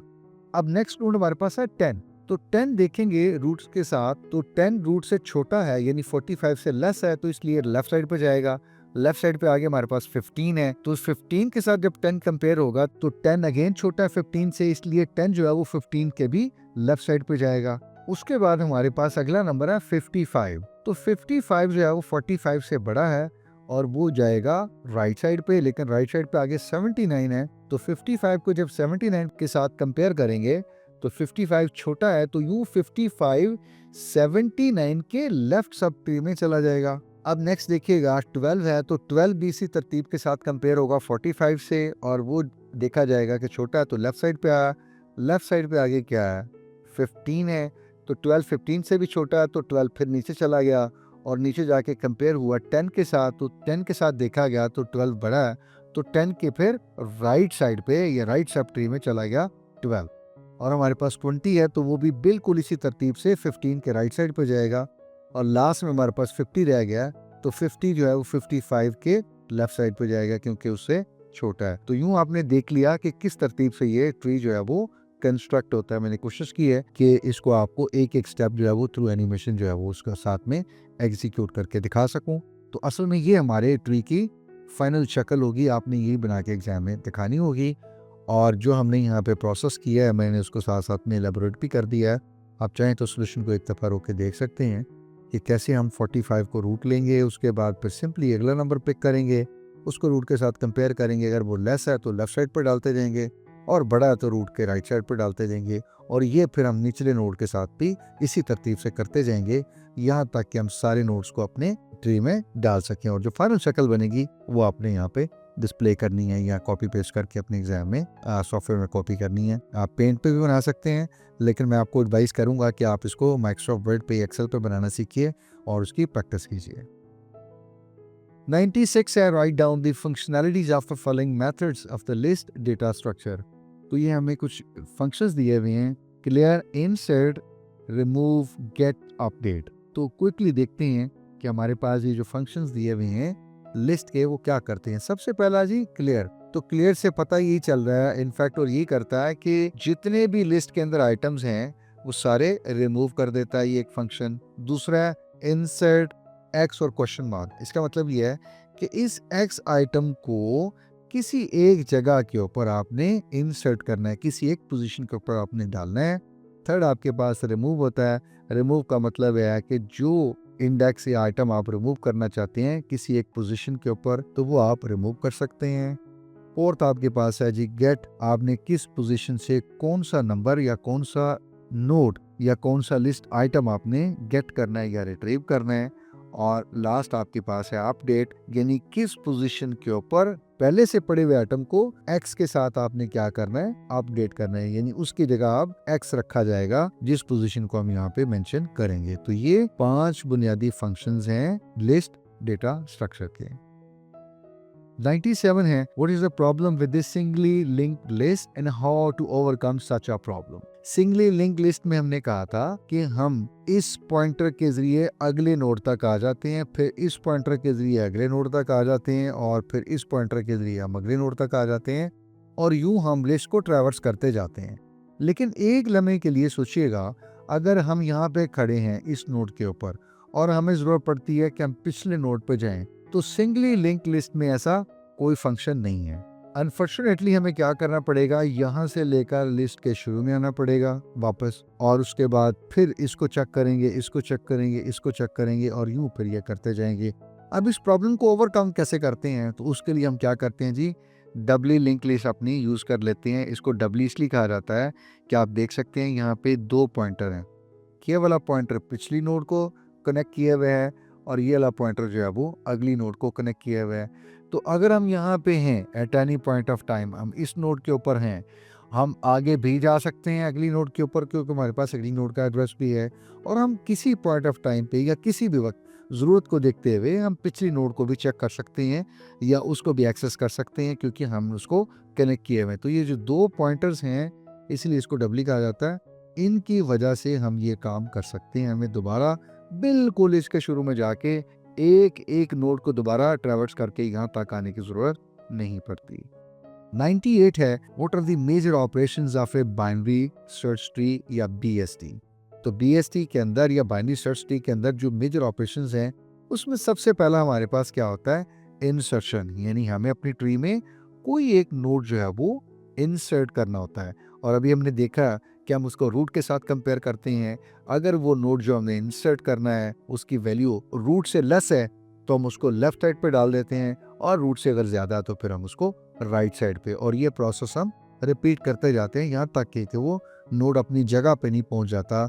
और ये फिर हम सब के लिए नोड्स के लिए जो हमने इंसर्ट करने होते हैं वो रिपीट करते हैं। सेकंड है सर्च, यानी हमें कोई एक नोड या एक वैल्यू अपनी ट्री के अंदर फाइंड करनी पड़ती है। तो ऐसा हम कर सकते हैं। जाहिर बात है, हमें पता है कि हमने रूट से लेफ्ट साइड पे छोटे डाले हुए, राइट साइड पे बड़े डाले हुए नंबर। तो यूँ हम देख सकते हैं कि जो नंबर हमें सर्च करना है, क्या हमें रूट के लेफ्ट साइड पे सर्च करना चाहिए या फिर राइट साइड पे। और यूँ हमने ट्रैवर्सल के मेथड्स भी देखे हुए हैं, जिसमें प्री भी है, पोस्ट भी है, इन भी है और लेवल ऑर्डर भी है।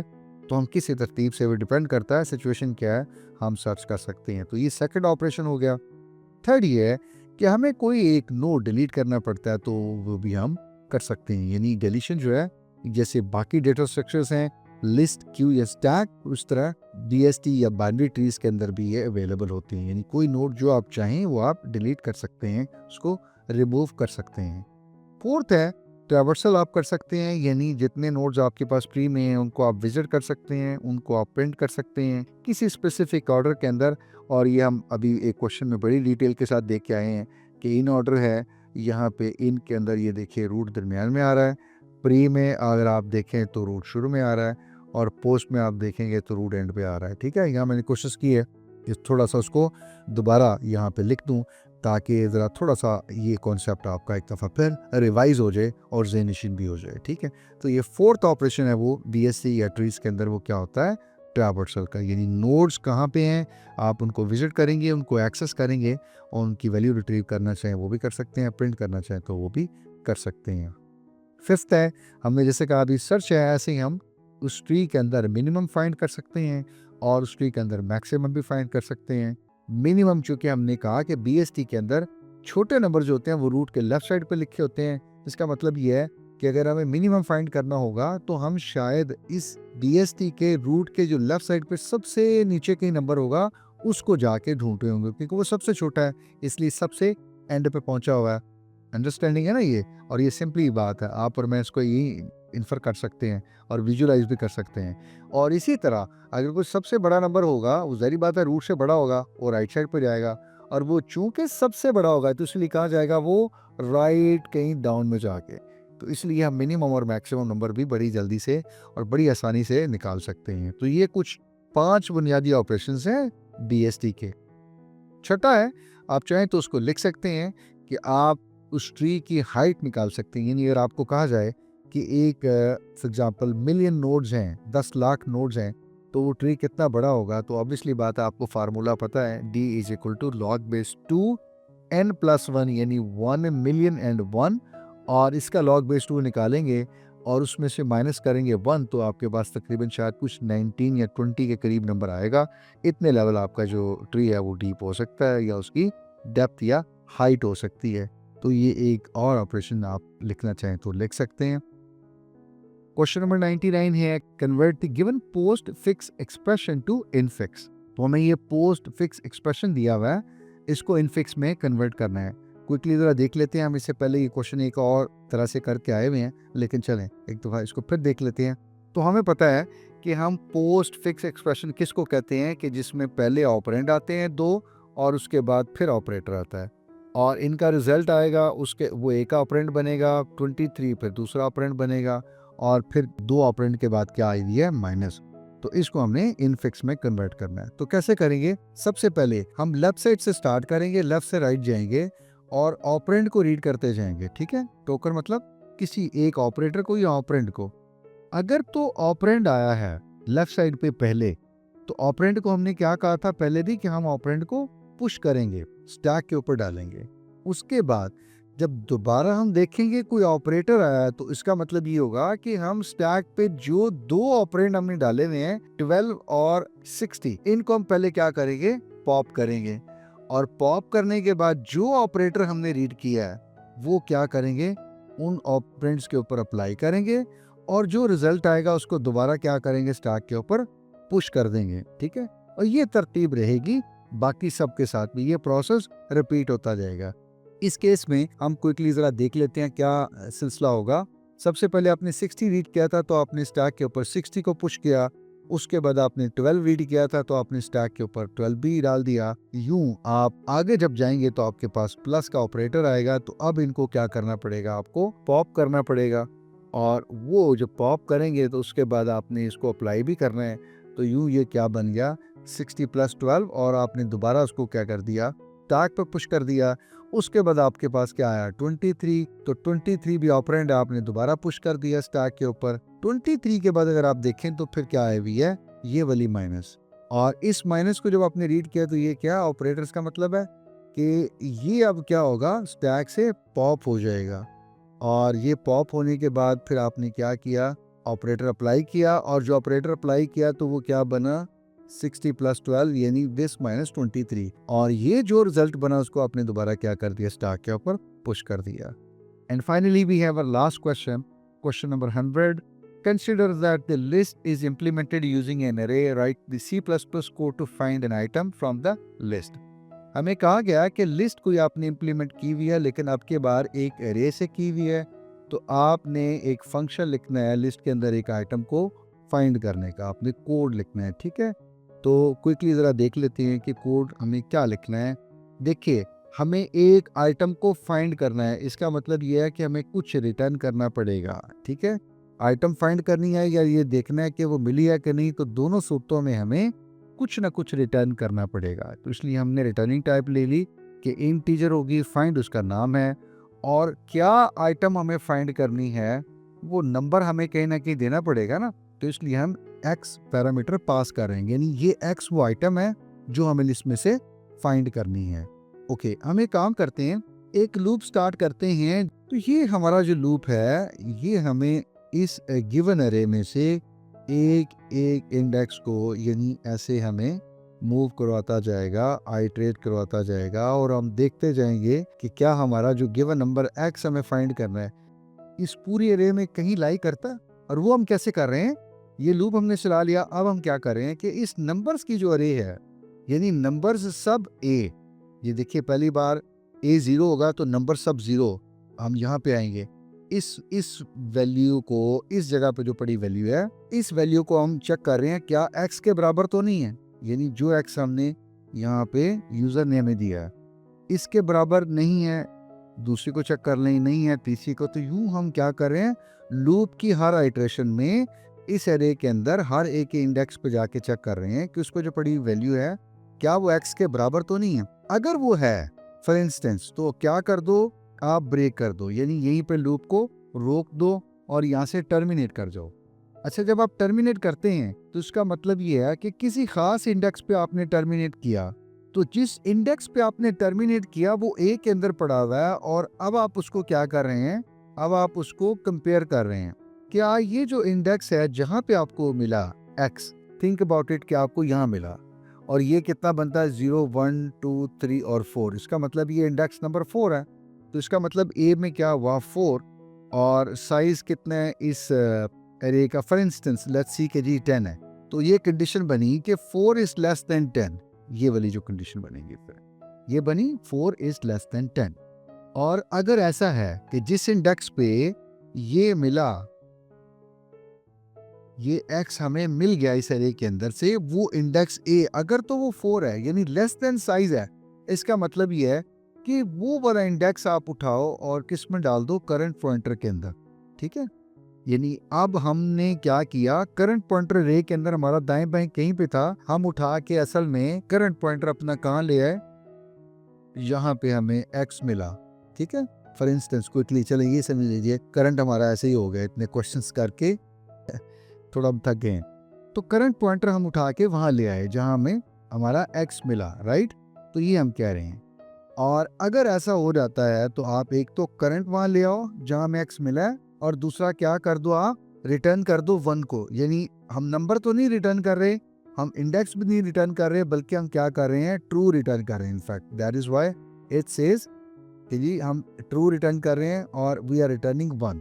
ठीक है, अदरवाइज तो हम रिटर्न करते ना नंबर या इंडेक्स रिटर्न करते हैं, लेकिन हमने कहा कि मिल गया, तो हम सिर्फ बता रहे हैं कि जी मिल गया। और अगर ऐसा नहीं होता तो इफ की कंडीशन के बाद हम क्या कह रहे हैं, रिटर्न 0। यानी अगर हमें ये पूरा लूप हमने आइटरेट कर लिया, यहाँ से लेकर यहाँ तक एंड तक हमें ये नंबर नहीं मिला, तो हम यहाँ से लूप आइटरेट करने के बाद जब यहाँ आए तो हमने कह दिया कि फिर जी क्या हुआ, नंबर नहीं मिला, हमने 0 रिटर्न कर दिया। और ये था एक सिंपल सा फंक्शन कि अगर अरे से हमने अपनी लिस्ट इंप्लीमेंट की हुई है तो फाइंड का फंक्शन किस तरह का होगा, या क्या होगा, या कैसे लिखा जाएगा, या उसकी कॉनोटेशन क्या है।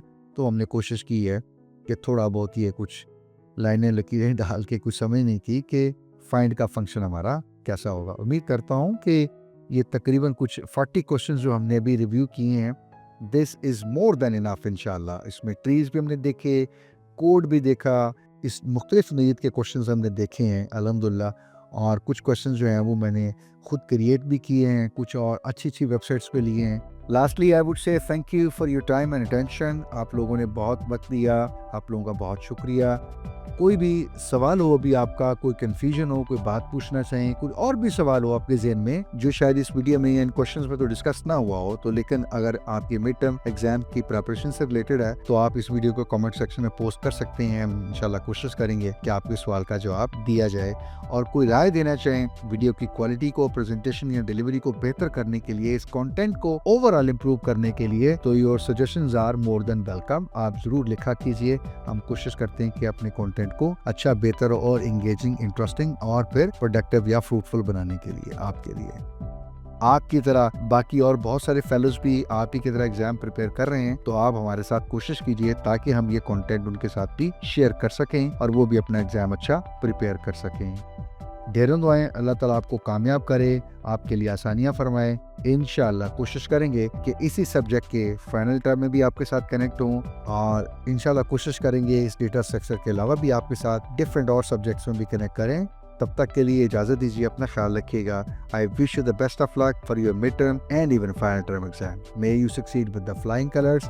तो इस दुआ के साथ इजाज़त, फी अमान अल्लाह। अस्सलामु अलैकुम व रहमतुल्लाह।